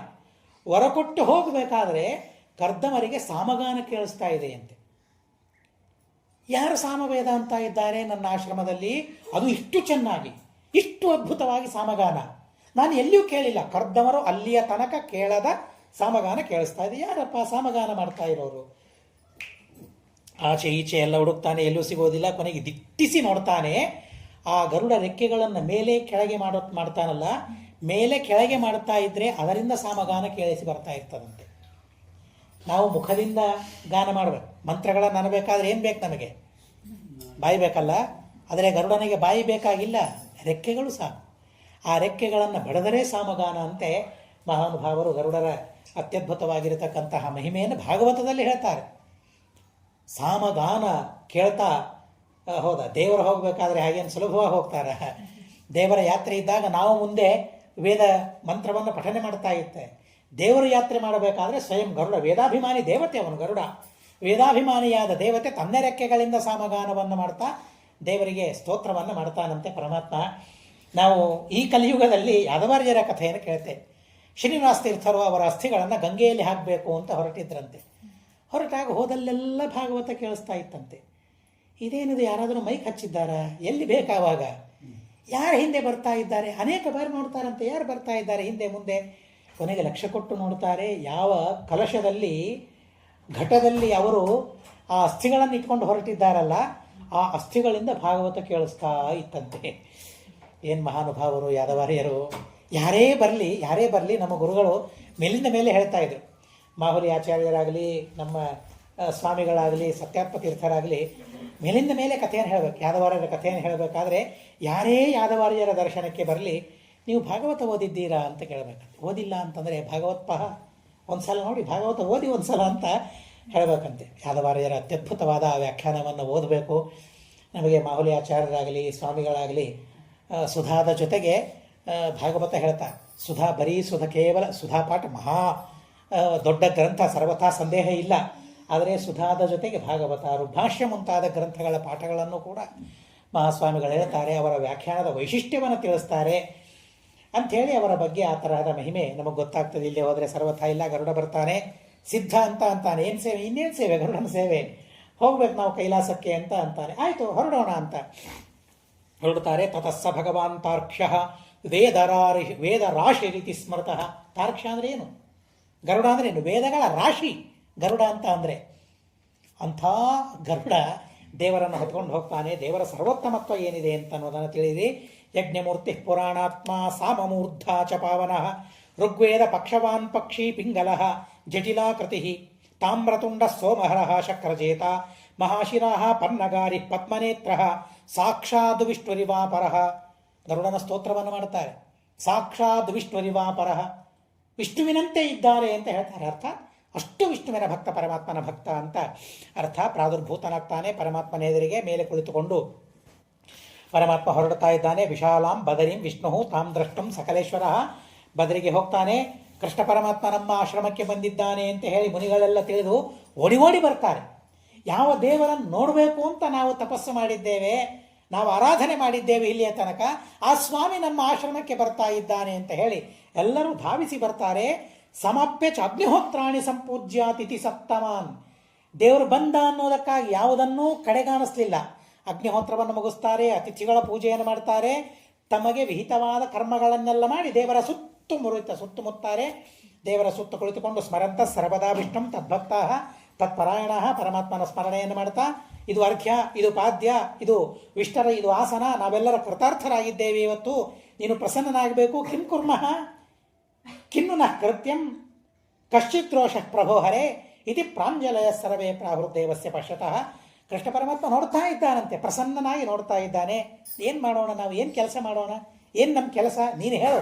ಆ ಕೆಲಸವನ್ನು ನಾವು ಮಾಡ್ತೇವೆ. ಯಾಕೆ? ನಮ್ಮ ಮೇಲೆ ರೋಷವ, ನಮ್ಮ ಮೇಲೆ ಕ್ರೋಧನ, ನಮ್ಮ ಮೇಲೆ ಸಿಟ್ಟ, ನಮಗೆ ಕೆಲಸ ಹೇಳ್ತಾ ಇಲ್ಲ, ಈ ಕೆಲಸ ಮಾಡುವಂತ ಹೇಳ್ತಾ ಇಲ್ಲ. ಗುರುಗಳಾಗಲಿ ತಂದೆ ತಾಯಿಗಳಾಗಲಿ ಹಿರಿಯರಾಗಲಿ ನಮಗೆ ಕೆಲಸ ಹೇಳಿಲ್ಲ, ಹೇಳೋದಿಲ್ಲ ಅಂತಂದರೆ ನಮ್ಮ ಮೇಲೆ ಅವರಿಗೆ ಸಿಟ್ಟಿದೆ ಅಂತ ಅರ್ಥ. ಅದನ್ನು ಹರಿವಂಶ ಹೇಳ್ತದೆ. ಆ ಋಷಿಗಳು ಮುನಿಗಳು ಹೇಳ್ತಾರೆ, ಕಿಂ ಕುರ್ಮಃ, ಏನು ಮಾಡೋಣ? ಕೇಳ್ತಾ ಇದ್ದೇವೆ, ಏನು ಕೆಲಸ ಹೇಳ್ತಾ ಇಲ್ಲ, ಯಾಕೆ? ರೋಷವೇ ನಮ್ಮ ಮೇಲೆ? ಅಷ್ಟು ಸಿಟ್ಟ, ಕೆಲಸ ಹೇಳ್ತಾ ಇಲ್ಲ ನಮಗೆ?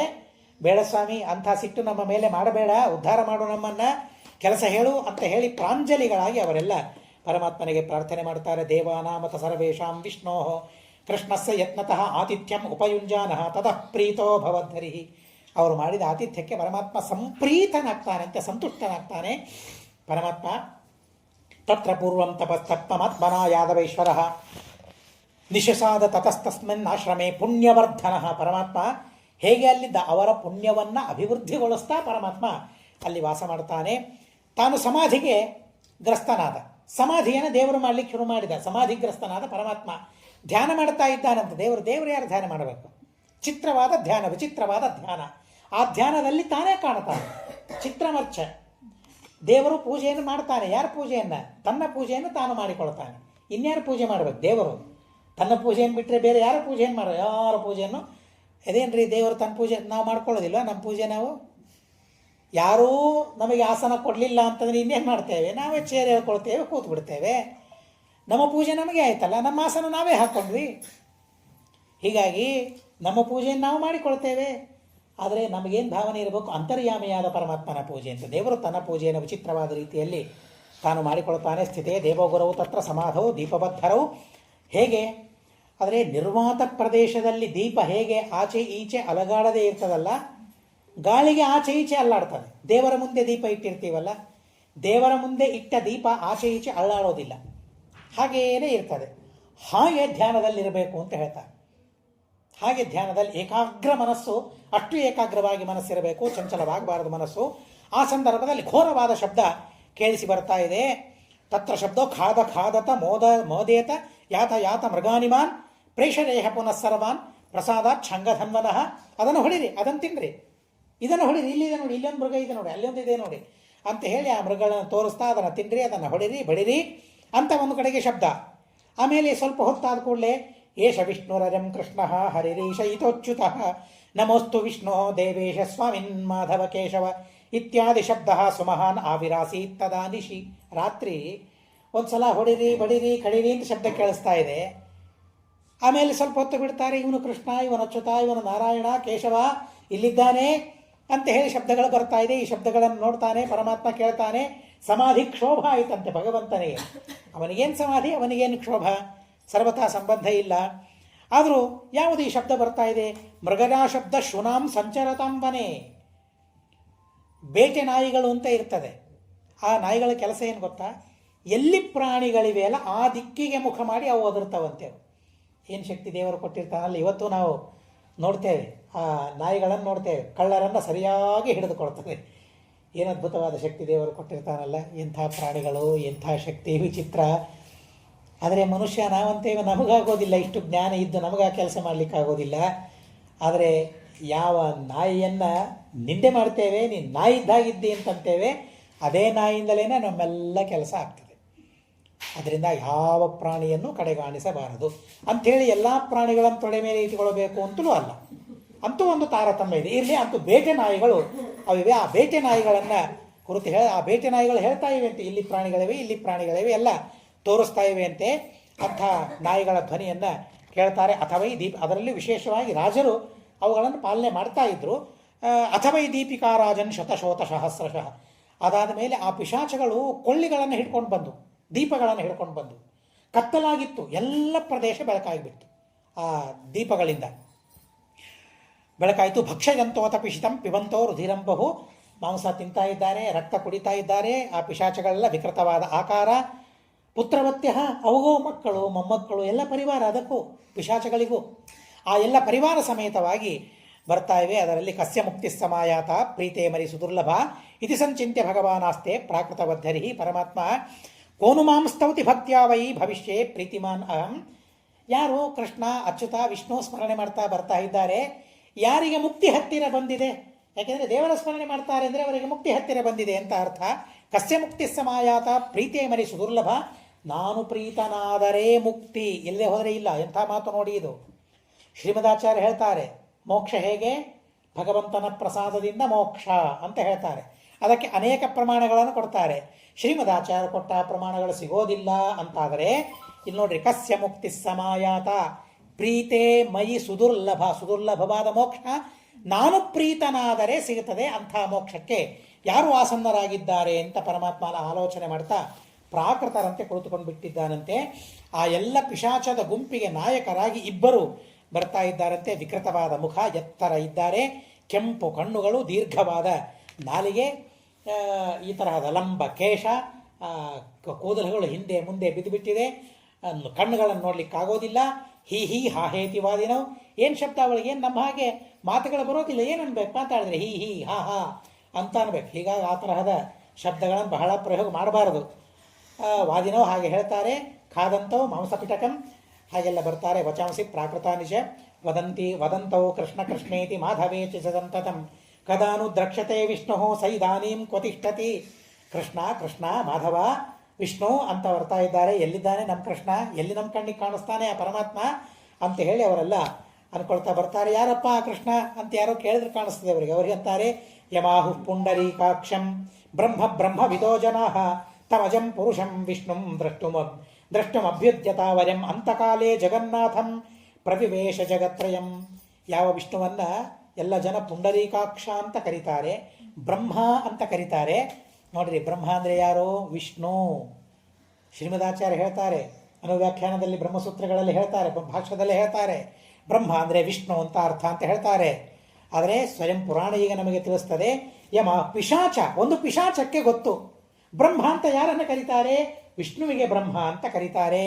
ಬ್ರಹ್ಮ ಅಂದರೆ ಜೀವ ಅಲ್ಲ, ಬ್ರಹ್ಮ ಅಂತಂದರೆ ವೇದ ಅಲ್ಲ. ಹೌದು, ಅದು ಅರ್ಥ ನಿಜ. ಆದರೆ ಪ್ರಧಾನವಾಗಿ ಪರಮಾತ್ಮ ಅಂತ ಅರ್ಥ. ಅಂಥ ಪರಮಾತ್ಮನನ್ನು ನಾನು ಯಾವಾಗ ನೋಡ್ತೇನೋ ಏನೋ ಅಂತ ಅವರು ಅಂದ್ಕೊಳ್ತಾ ಬರ್ತಾರೆ. ಅಸ್ಸೈವ ದುಃಖ ಮೂಲಸ್ಯ ಸಂಸಾರಸ್ಯ ಸದಾಹರಿ ಭೇಷಜಂ ಸರ್ವಥಾ ದೇವ ಶಂಖಚಕ್ರ ಗದಾಧರ.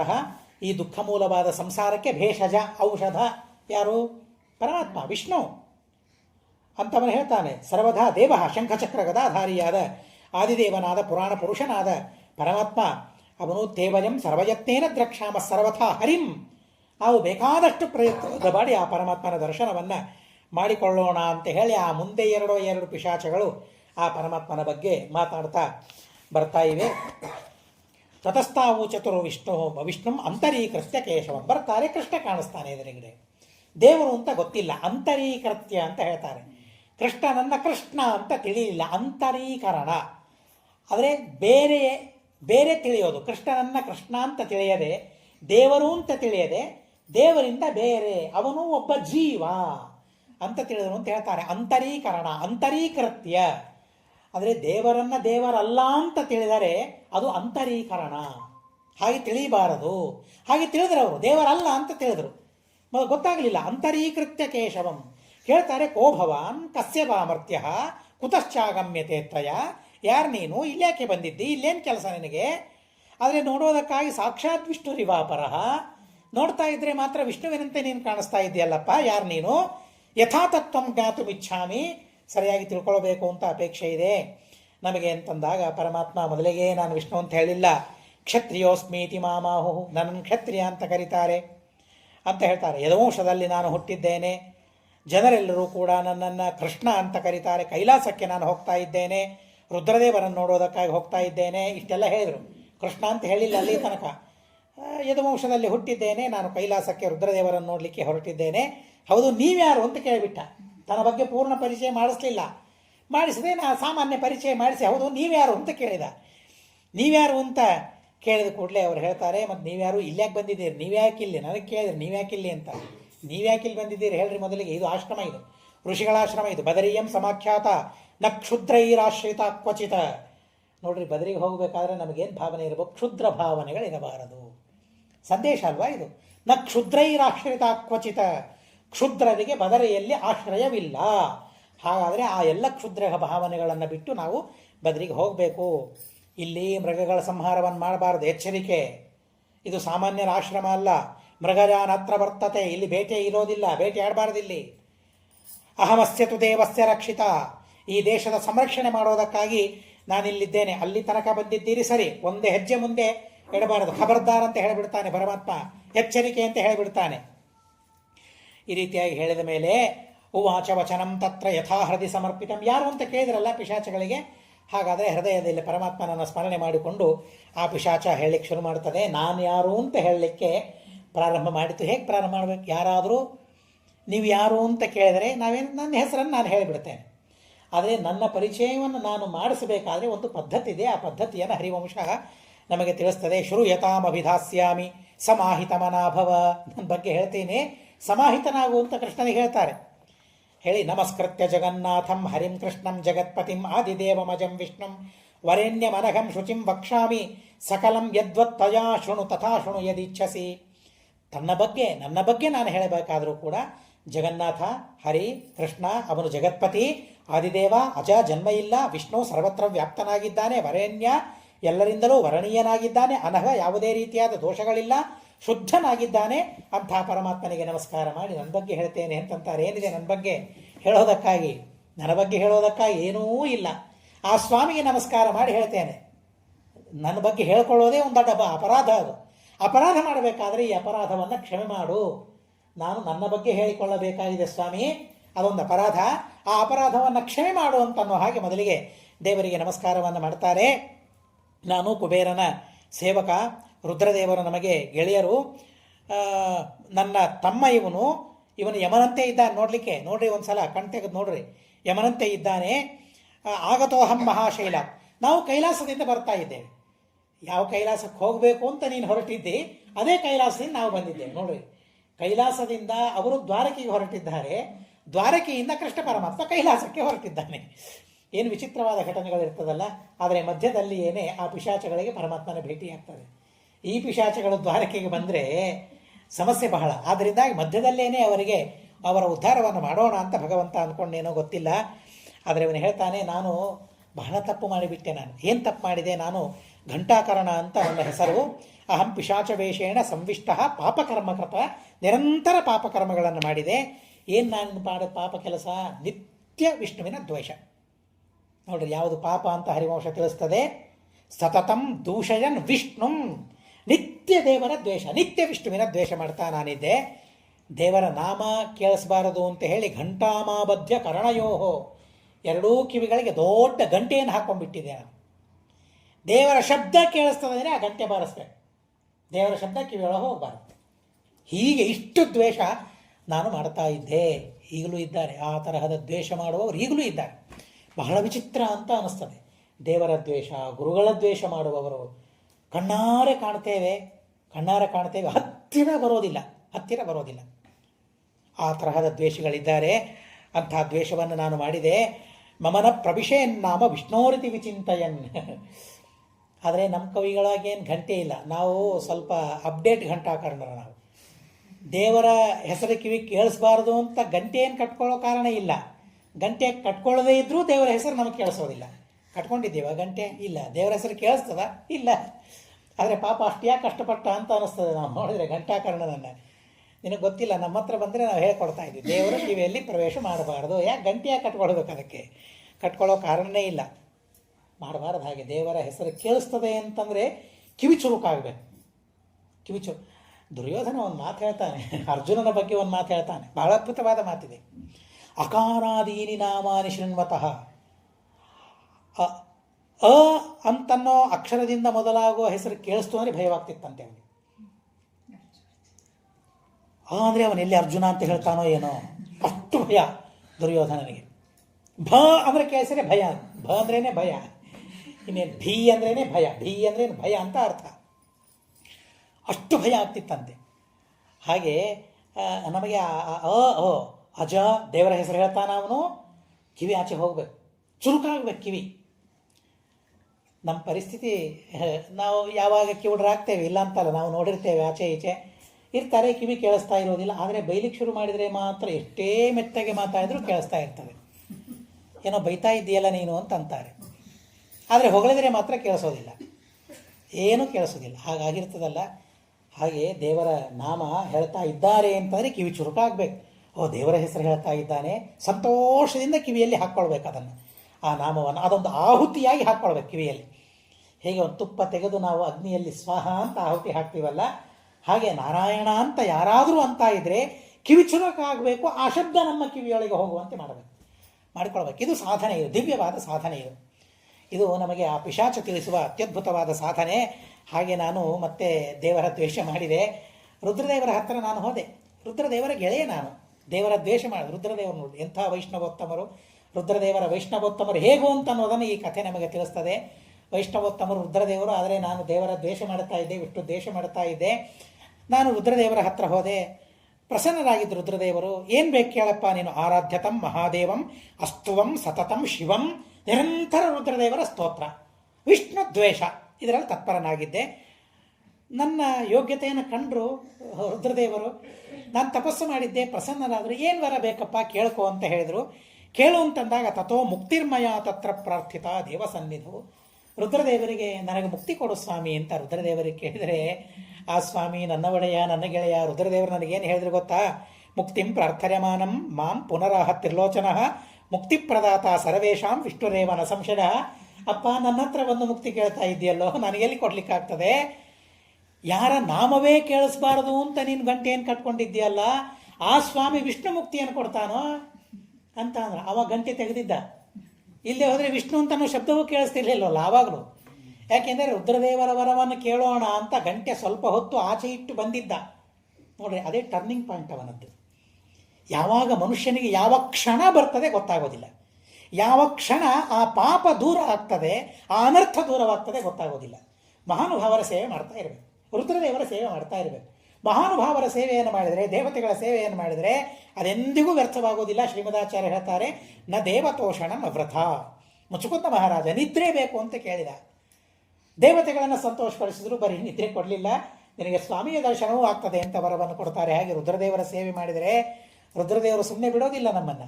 ರುದ್ರದೇವರು ನಮ್ಮನ್ನು ಅನುಗ್ರಹ ಮಾಡ್ತಾರೆ.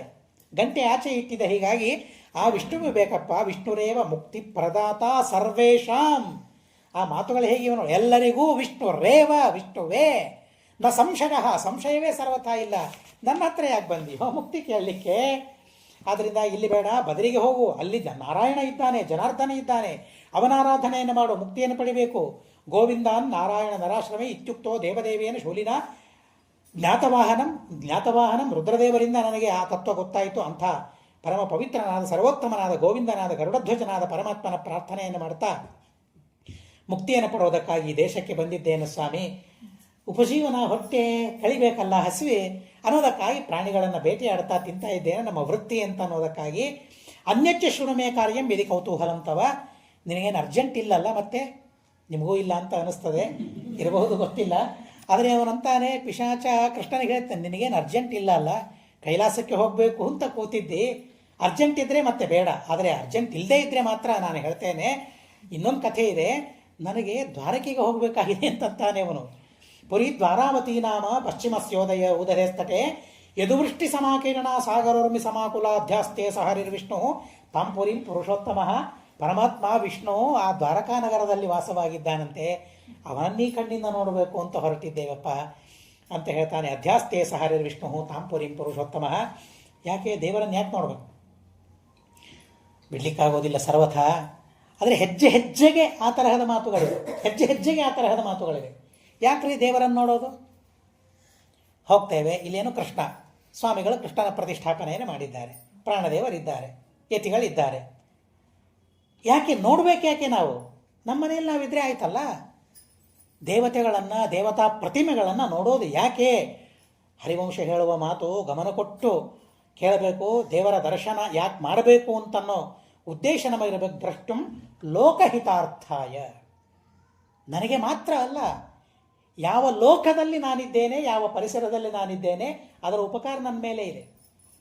ನಾನೊಂದು ಸಲ ಆಲೋಚನೆ ಮಾಡಿದೆ, ನಮ್ಮ ಆಲೋಚನೆಗೆ ಸಾಧ್ಯವಾಗಲಿಲ್ಲ. ನಾನು ಒಂದು ಕ್ಷಣ ಬದುಕಬೇಕಾದರೆ ಎಷ್ಟು ಜನರ ಸಹಕಾರ ನನಗಿರಬೇಕು? ಸಹಕಾರ ನಗರದಲ್ಲಿದ್ದೀವಲ್ಲ, ಹೀಗಾಗಿ ಆ ಸಹಕಾರ ಎಷ್ಟಿರಬೇಕು, ಎಷ್ಟು ಜನರದ್ದಿರಬೇಕು? ಒಂದು ನೀರು ಕುಡಿಬೇಕು, ಆಲೋಚನೆ ಮಾಡಿ. ನೀರು ಕುಡಿಬೇಕು ಅಂದರೆ ನಾನು ಕೂತಲ್ಲಿ ಓದ್ತಾ ಕೂತಿರ್ತೇನೆ, ಮಗನಿಗೋ ಮಗಳಿಗೋ ಹೇಳ್ತೇನೆ ನೀರು ತಂದುಕೊಡು ಅಂತ ಹೇಳ್ತೇನೆ, ಅವಳು ನೀರು ತಂದು ಕೊಡ್ತಾಳೆ, ಅವಳ ಸಹಕಾರ ಇದೆ. ಅವಳು ನೀರು ತಂದು ಕೊಟ್ಲು, ನಿಜ, ನೀರು ತುಂಬಿಟ್ಟಿದ್ದಾರೆ, ಅದು ಯಾವುದೋ ಕೊಡದಿಂದ ನೀರು ತಂದು ಕೊಟ್ಲು ಅವನು ಅವಳು ಯಾರೋ ನೀರು ತುಂಬಿಟ್ಟಿದ್ಯಾರು, ಅದು ಮತ್ಯಾರೋ.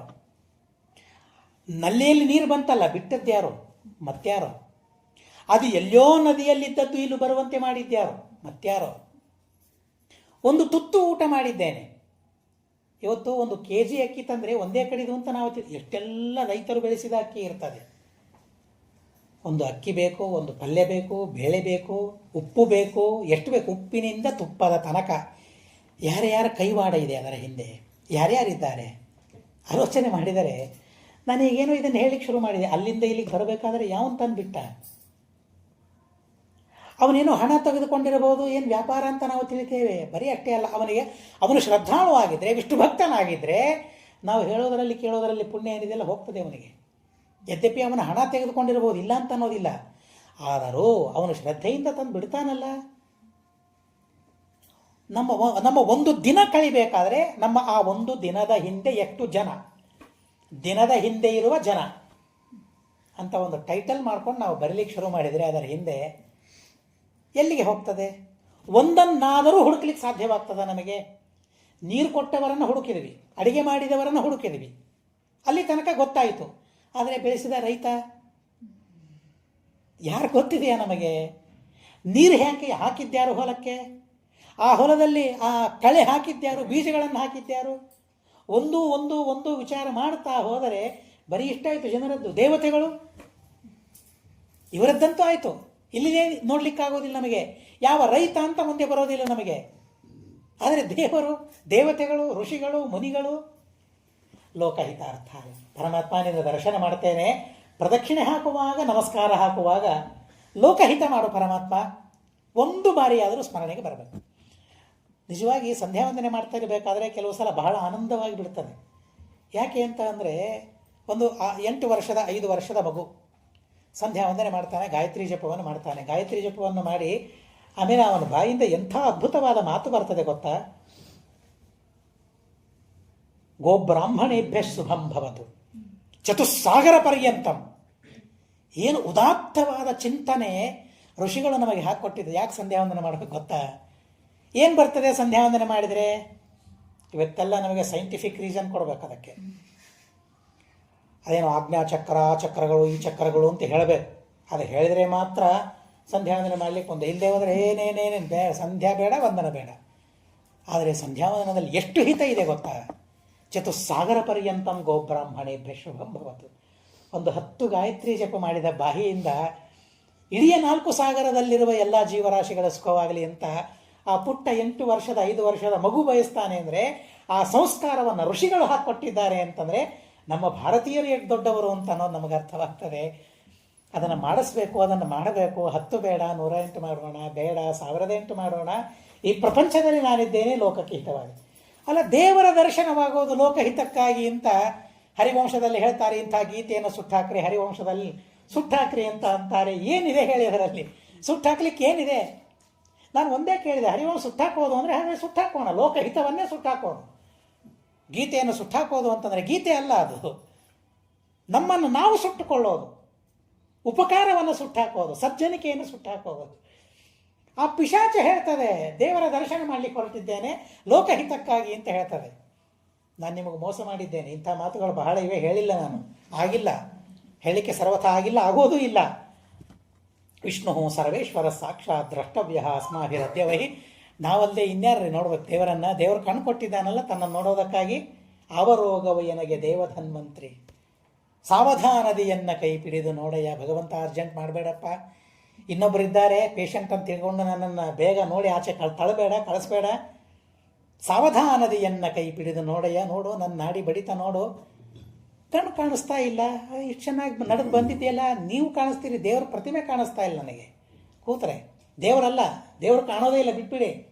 ಪೂಜೆ ಮಾಡೋದಕ್ಕಾಗಿ ಕುಳಿತುಕೊಂಡ್ರೆ ಹರಿಮೂರ್ತಿಗಳು ಎನ್ನ ಕಂಗಳಿಗೆ ಕಾಣಿಸೋ. ಗೋಪಾಲದಾಸರು ಹೇಳ್ತಾರೆ, ದೇವರಲ್ಲಪ್ಪ, ದೇವರ ಪ್ರತಿಮೆಗಳು ಕಾಣಿಸ್ತಾ ಇಲ್ಲ, ಕಣ್ಣಿಗೆ ಏನಾಗಿದೆ ನೋಡೊಂದು ಚಸ್ಮಾ ಕೊಡೊಂದು ಏನಾದರೂ. ಹರಿಯ ಕೀರ್ತನೆಯು ಕೇಳಿಸವೆನ್ನ ಕಿವಿಗೆ. ದೇವರ ಕೀರ್ತನೆ ಮಾಡ್ತಾ ಇದ್ರೆ ಕೇಳಿಸೋದೇ ಇಲ್ಲ ಕಿವಿಗಳಿಗೆ, ನಮ್ಮ ಕಿವಿಗಳಿಗೆ. ಅಂಥ ರೋಗ ಬಂದು ಹೋಗ್ಬಿಟ್ಟಿದೆ, ಏನಾದರೂ ವ್ಯವಸ್ಥೆ ಮಾಡು. ಪಿಶಾಚ ಅಂತದೆ, ದೇವರ ಕಣ್ಣು ಕೊಟ್ಟಿದ್ದಾನೆ, ನಾವೇ ನೋಡ್ಬೇಕು ದೇವರನ್ನು, ಇನ್ಯಾರು ನೋಡ್ತಾರೆ?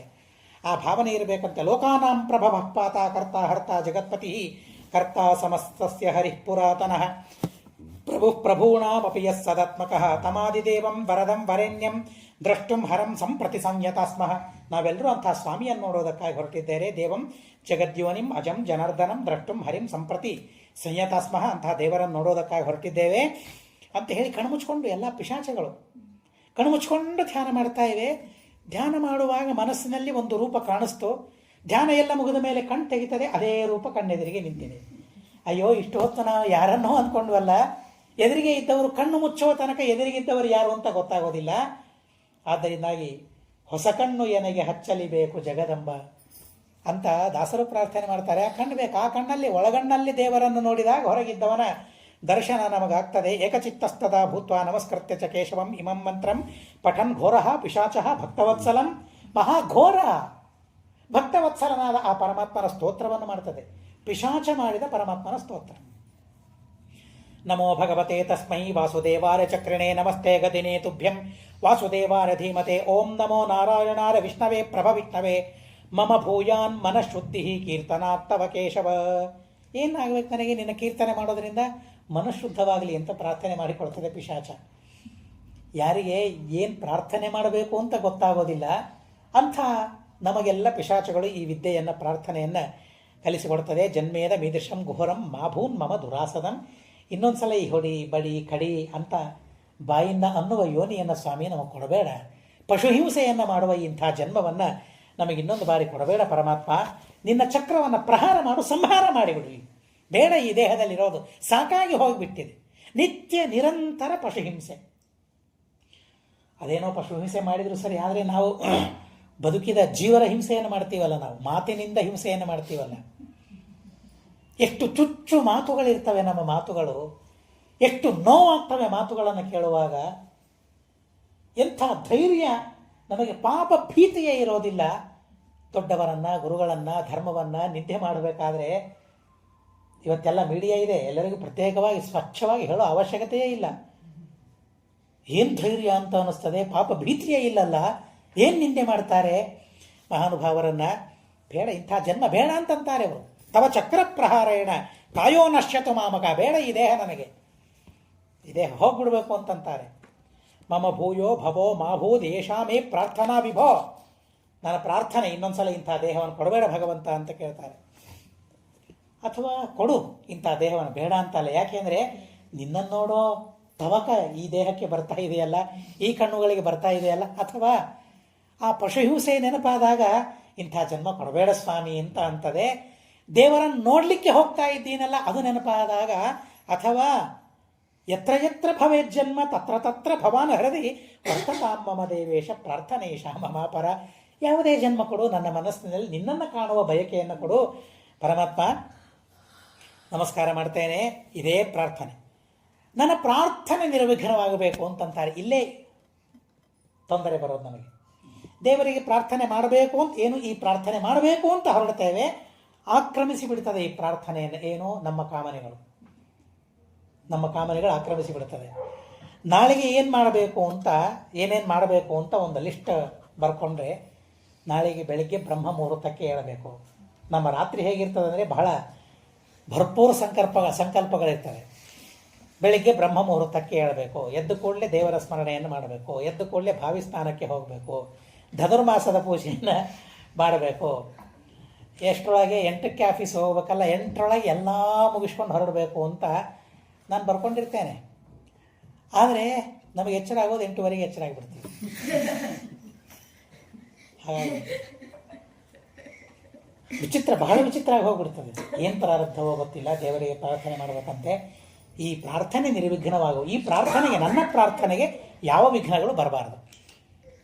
ಏನು ವಿಚಿತ್ರ ಪ್ರಾರ್ಥನೆಗಳಲ್ಲ.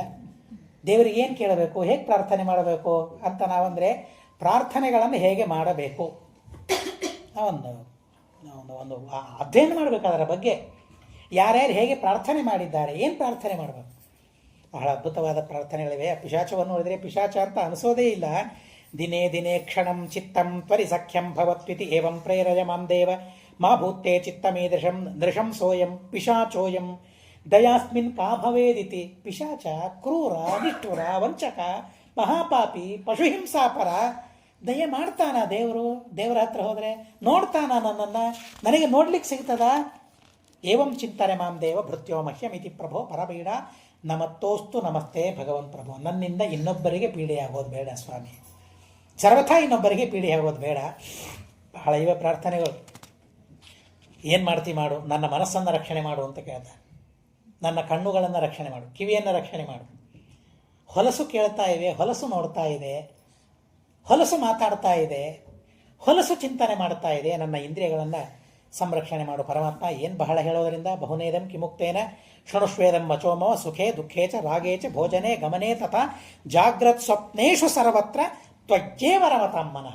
ಎಲ್ಲೆಲ್ಲಿ ಊಟ ಮಾಡುವಾಗ ನಿನ್ನಲ್ಲಿ ಮನಸ್ಸಿರಬೇಕು, ಸುಖ ಆದಾಗ ನಿನ್ನಲ್ಲಿ ಸುಖವಾಗಲಿ ಬಹು ದುಃಖವಾಗಲಿ ಸಖ ನೀನಾಗಿರು ಪಾಂಡುರಂಗ. ದಾಸರ ಪ್ರಾರ್ಥನೆ ಮಾಡ್ತಾರಲ್ಲ, ಹರಿವಂಶದ ಮಾತು, ಅದರ ಅನುವಾದವನ್ನು ಮಾಡ್ತಾರೆ. ಸುಖೇ ದುಃಖೇ ಚ, ಏನಾದರೂ ಬಯಸಿದರೆ, ಯಾವುದನ್ನು ಬಯಸ್ತೀನಲ್ಲ ಅಲ್ಲಿ ನೀನು ಬಂದ್ಬಿಡು ಅಂತ ಹೇಳ್ತಾರೆ.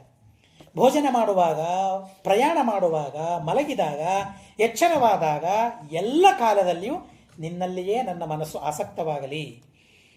ಇತಿ ಬ್ರುವನ್ ಘೋರತಮಃ ಜಾತ್ಯಾ ಹೀನಃ ನ ಚಿತ್ತತಃ. ಜಾತಿಯಿಂದ ಹೀನ, ಪಿಶಾಚ ಜಾತಿ, ಆದರೆ ಮನಸ್ಸು ಬ್ರಾಹ್ಮಣ. ದೇಹದಿಂದ ಜಾತಿ ಹೀನವೇ ಹೊರತು ನ ಚಿತ್ತತಃ ಹೀನಃ. ಮನಸ್ಸು ಪಿಶಾಚದ ಮನಸ್ಸಲ್ಲ, ಬ್ರಾಹ್ಮಣನ ಮನಸ್ಸು. ಹೀಗೆಲ್ಲ ಪ್ರಾರ್ಥನೆ ಮಾಡಿಬಿಟ್ಟಿದೆ. ಪ್ರಾರ್ಥನೆ ಮಾಡಿದ ಮೇಲೆ ಸಮಾಧಿಯಿಂದ ವಿರತನಾಗಿ ದೇವರನ್ನು ನೋಡ್ತಾನೆ. ಸ್ವಾಮಿಯೇ ಇಲ್ಲಿದ್ದಾನೆ, ಏನು ಕೊಡಬೇಕು ದೇವರಿಗೆ? ನೈವೇದ್ಯ ಮಾಡಲಿಕ್ಕೆ ಏನಾದರೂ ಕೊಡಬೇಕಲ್ಲ. ದೇವರಿಗೆ ಏನಿದೆ? ತನ್ನ ಹತ್ರ ಏನೂ ಇಲ್ಲ, ಆದರೆ ಇದೆ. ಏನಿದೆ ಗೊತ್ತಾ? ಒಬ್ಬ ಬ್ರಾಹ್ಮಣನನ್ನು ಕೊಂದು ಅದೇ ದೇಹವನ್ನು ತಂದಿದ್ರಂತೆ ಅವರು ತಿನ್ನೋದಕ್ಕಾಗಿ, ಮಧ್ಯದಲ್ಲಿ ತಿನ್ನೋದಕ್ಕಾಗಿ. ದ್ವಿಧಾಕೃತ್ಯ ಮಹಾಘೋರಂ ಪಿಶಿತಂ ಕೇಶ ಶಾಡ್ವಲಂ ಗ್ರಹಾಣ ಮೇ ಜಗನ್ನಾಥ ಭಕ್ಷ್ಯಂ ಯೋಗ್ಯಂ ತವ ಪ್ರಭೋ. ಮತ್ತೆ ಈ ಬ್ರಾಹ್ಮಣ ದೇಹ ಇದೆ, ಹೇಗಿದೆ ವರ್ಣನೆ ಮಾಡ್ತಾನೆ ಆ ದೇಹವನ್ನು. ನವಂ ಸುಸಂಸ್ಕೃತಂ ಭಕ್ಷ್ಯಂ ಬ್ರಹ್ಮಣ್ಯಂ ಶವಮುತ್ತಮಂ. ಬ್ರಾಹ್ಮಣರ ಶವ ಹೊಸದು, ಸಂಸ್ಕೃತ. ಅವರಿಗೊಂದು ಸಂಸ್ಕಾರಗಳಿವೆ ಊಟ ಮಾಡೋದಕ್ಕಾಗಿ. ವೈಶ್ವದೇವಾದಿಗಳನ್ನು ನಾವು ಹೇಗೆ ಮಾಡ್ತೀವಲ್ಲ, ಅದು ದೇವರಿಗೆ ಸಮರ್ಪಣೆ ಮಾಡಿ ತಿಂತವೆ. ಅದು ಪಿಶಾಚ. ಸಂಸ್ಕಾರ ಮಾಡಿದ್ದೇನೆ, ನೈವೇದ್ಯ ಮಾಡಿದ್ದೇನೆ, ಇದನ್ನು ಸ್ವೀಕಾರ ಮಾಡು. ಬಿಸಿ ಬಿಸಿ ಬಿಸಿ ರಕ್ತ ಇದೆ ಎಲ್ಲ ಹೇಳ್ತದೆ, ವರ್ಣನೆ ಮಾಡ್ತದೆ ಅದರದ್ದನ್ನು. ತಸ್ಮಾತ್ ಗ್ರಹಣ ಭಗವನ್ ಯದಿ ದೋಷೋ ನ ವಿದ್ಯತೆ. ಏನು ಸಂಸ್ಕಾರ ಇದೆ ನೋಡಿ. ನಾನಿಟ್ಟ ಆ ಪದಾರ್ಥದಲ್ಲಿ ದೋಷ ಇಲ್ಲ ಅಂತ ನಿನಗನಿಸಿದರೆ ಅದನ್ನು ಸ್ವೀಕಾರ ಮಾಡು ಪರಮಾತ್ಮ ಅಂತಂದಾಗ ದೇವರು ಹೇಳ್ತಾನೆ, ಅಸ್ಪೃಶ್ಯಂ ಮಾದೃಶೈರೇದತ ಬ್ರಾಹ್ಮಣ್ಯಂ ಶವಮುತ್ತಮಂ ಬ್ರಾಹ್ಮಣ ಸರ್ವಥಾ ಪೂಜ್ಯ ಜಂತುಭಿ ಧರ್ಮಕಾಂಕ್ಷಿಭಿ. ಯಾರಿಗೆ ಧರ್ಮದ ಅಭಿವೃದ್ಧಿಯನ್ನು ಪಡಿಬೇಕು ಅಂತ ಅಪೇಕ್ಷೆ ಇದೆ, ಬ್ರಾಹ್ಮಣರಾಧನೆಯನ್ನು ಮಾಡಲೇಬೇಕಪ್ಪ. ನಮ್ಮಂಥವರು ಸ್ಪರ್ಶ ಮಾಡಬಾರದು, ಅಂಥ ವಸ್ತುವನ್ನು ನೀನು ತಂದಿದ್ದಿ, ಇನ್ನು ಮುಂದೆ ಇಂಥ ಕೆಲಸಗಳನ್ನು ಮಾಡಬಾರದು, ಬ್ರಾಹ್ಮಣರ ಸಂಹಾಸವನ್ನು ಮಾಡಬಾರದು, ನರಕ ಅದರಿಂದ ಆಗ್ತದೆ ಅಂತ ಹೇಳಿ ಅಸ್ಮತ್ ಸಂಕೀರ್ತನಾತ್ ಶಶ್ವತ ಶುದ್ಧಂ ಹಿ ಕಾರಣಂ ತವ, ನಮ್ಮ ಸಂಕೀರ್ತನ ಮಾಡೋದರಿಂದ ನಿನ್ನ ಮನಸ್ಸು ಶುದ್ಧವಾಗಿದೆ. ಅವನೇನು ಕೇಳಿದ, ಮನಸ್ಸು ಶುದ್ಧ ಮಾಡು ಅಂತ ಕೇಳಿದ್ನಲ್ಲ, ನನ್ನ ಸಂಕೀರ್ತನದಿಂದ ಮನಸ್ಸು ಶುದ್ಧವಾಗ್ತದೆ ದೇವರು ಹೇಳ್ತಾನೆ. ಅತೀವ ಮನಸಾ ಪ್ರೀತಃ ಇತ್ಯುಕ್ತ ಭಗವನ್ ಹರಿ, ದೇವರೇನು ಮಾಡ್ತಾನೆ, ಆ ಬ್ರಾಹ್ಮಣನ ಶವ ತಂದಿಟ್ಟಿದ್ದಾರಲ್ಲ ತನ್ನ ಕೈಯಿಂದ ಮುಟ್ತಾ ಹೋಗ್ತಾನಂತೆ. ಮುಟ್ತಾ ಹೋದ, ಬದುಕಿಬಿಟ್ಟ ಬ್ರಾಹ್ಮಣ. ಆ ಬ್ರಾಹ್ಮಣನ ಸಂಹಾರ ಮಾಡಿದ ಪಾಪ ಪಿಶಾಚಕ್ಕೆ ಬರಬಾರದು. ದೇವರ ಕಾರುಣ್ಯ ನೋಡಿ ಹೇಗಿದೆ, ಬದುಕಿಸಿಬಿಡ್ತಾನೆ ಬ್ರಾಹ್ಮಣನನ್ನು. ಪಸ್ಪರ್ಶಾಂಗಂ ತದಾ ವಿಷ್ಣು ಪಿಶಾಚಸ್ಯಾಥ ಸರ್ವಶಃ ಕರೇಣ ಮೃದುನಾದೇವ ಪಾಪಾನ್ ನಿರ್ಮೋಚಯದ್ಧರಿ. ಹಾಗೆ ಆ ಪಿಶಾಚದ ದೇಹವನ್ನು ಸ್ಪರ್ಶ ಮಾಡ್ತಾನಂತೆ ಪರಮಾತ್ಮ, ಎಲ್ಲ ಪಾಪಗಳನ್ನು ಪರಿಹಾರ ಮಾಡಿಬಿಡ್ತಾನೆ. ಕೋನು ನಾಮ ಜಗನ್ನಾಥಮಾಶ್ರಿತ ಸೀದತೆ ನೃಪ. ಜನಮೇಜಯ ರಾಜನಿಗೆ ವಿಷಂಪಾಯನರು ಹೇಳ್ತಾರೆ, ಯಾರು ಜಗನ್ನಾಥನನ್ನು ಆಶ್ರಯಿಸಿದ್ದಾರೆ ಅವನು ಕಷ್ಟಕ್ಕೆ ಒಳಗಾಗ್ತಾರ, ಸರ್ವಥಾ ಕಷ್ಟಕ್ಕೆ ಒಳಗಾಗೋದಿಲ್ಲ. ದೇವರು ಹೇಳ್ತಾನೆ, ನಿಮ್ಮ ತಮ್ಮ ಏನಿದ್ದಾನಲ್ಲ ಅವನಿಗೂ ಸ್ವರ್ಗವಾಗ್ತದೆ. ಯಾವದಿಂದ್ರೋ ಭವೆತ್ತದ, ವರ ಕೇಳಿ ಏನು ಬೇಕು ನಾನು ಕೊಡ್ತೇನೆ, ಎಲ್ಲವನ್ನು ಕೊಡ್ತೇನೆ, ಏನು ವರ ಬೇಕು ಕೇಳು ಅಂತ ಅಂತಾನೆ. ಘಂಟಾಕರ್ಣ ಹೇಳ್ತಾನೆ, ಯಶ್ಚೇಮಂ ಸಂಗಮಂ ದೇವ ಸಂಸ್ಮರನ್ ನಿಯತಾತ್ಮವಾನ್ ಭಕ್ತಿಸ್ತಸ್ಯಾಚಲ ದೇವ ತ್ವರಿಭೂಯ ಜನಾರ್ದನ. ಯಾರು ನಮ್ಮಿಬ್ಬರ ಈ ಸಂವಾದವನ್ನು ಕೇಳ್ತಾರಲ್ಲ ಅವರ ಮನಸ್ಸಿನಲ್ಲಿ ಅಚಲವಾದ ಭಕ್ತಿ ಬರಬೇಕು, ಇದು ನನ್ನ ಕೊಡೋ ವರ ಅಂತ ಹೇಳ್ತಾನೆ. ಮನಃಶುದ್ಧಿರ್ಭವೇತ್ತಸ್ಯ, ಯಾರು ಈ ಕಥೆಯನ್ನು ಕೇಳ್ತಾರೆ ಅವರ ಮನಸ್ಸು ಶುದ್ಧವಾಗಲಿ, ಮನಸ್ಸು ಕಲುಷವಾಗೋದು ಬೇಡ ಅಂತ ಹೇಳ್ತಾರೆ. ಸಂತೋಷವಾಗ್ತದೆ, ಆಯಿತು ನಿಮಗೆ ಸ್ವರ್ಗವಾಗ್ತದೆ, ನಿಮಗೆ ಮೋಕ್ಷ ಸರ್ವಥ ಆಗ್ತದೆ ಅಂತ ಹೇಳಿ ಆ ಬ್ರಾಹ್ಮಣನನ್ನು ಎಬ್ಬಿಸ್ತಾನೆ. ಹೇಳು ಬ್ರಾಹ್ಮಣ ಹೇಳು ಅಂತಂತಾನೆ. ಅವನಿಗೆ ಪಾಪ ಬರೋದು ಬೇಡ, ನಿನ್ನ ಸಂಹಾರ ಮಾಡಿದ ಪಾಪ ಬರೋದು ಬೇಡ. ಬ್ರಾಹ್ಮಣನನ್ನು ಎಬ್ಬಿಸಿ ಆ ಬ್ರಾಹ್ಮಣ ಪರಮಾತ್ಮನ ಸ್ತೋತ್ರ ಮಾಡ್ತಾನೆ, ಪರಮಾತ್ಮನ ಪೂಜೆಯನ್ನು ಮಾಡ್ತಾನೆ.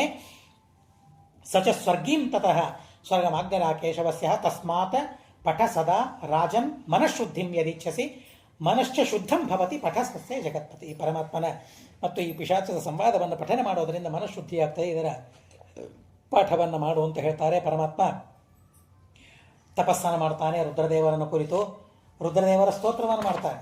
ಕೊನೆಗೆ ರುದ್ರದೇವರು ಬರ್ತಾರೆ, ರುದ್ರದೇವರು ಬಂದು ದೇವರ ಸ್ತೋತ್ರವನ್ನು ಮಾಡ್ತಾರೆ. ಅಲ್ಲಿದ್ದ ಶೃಣ್ವತಾಂ ಸರ್ವದೇವಾನ ಮುನಿನ ಭಾವಿತಾತ್ಮನ ಮುನಿಗಳೆಲ್ಲ ಕೇಳ್ತಾ ಇದ್ದಾರೆ, ಇವರೇನೋ ಪರಮಾತ್ಮ ಕೃಷ್ಣ ತಪಸ್ಸು ಮಾಡಿದ್ದಾನೆ ಅಂತ ಹೇಳಿ ನಾನು ದೊಡ್ಡವನು ಅಂತ ತಿಳ್ಕೊಳ್ಳಿಕ್ಕೆ ಹೋಗಬೇಡ್ರಿ.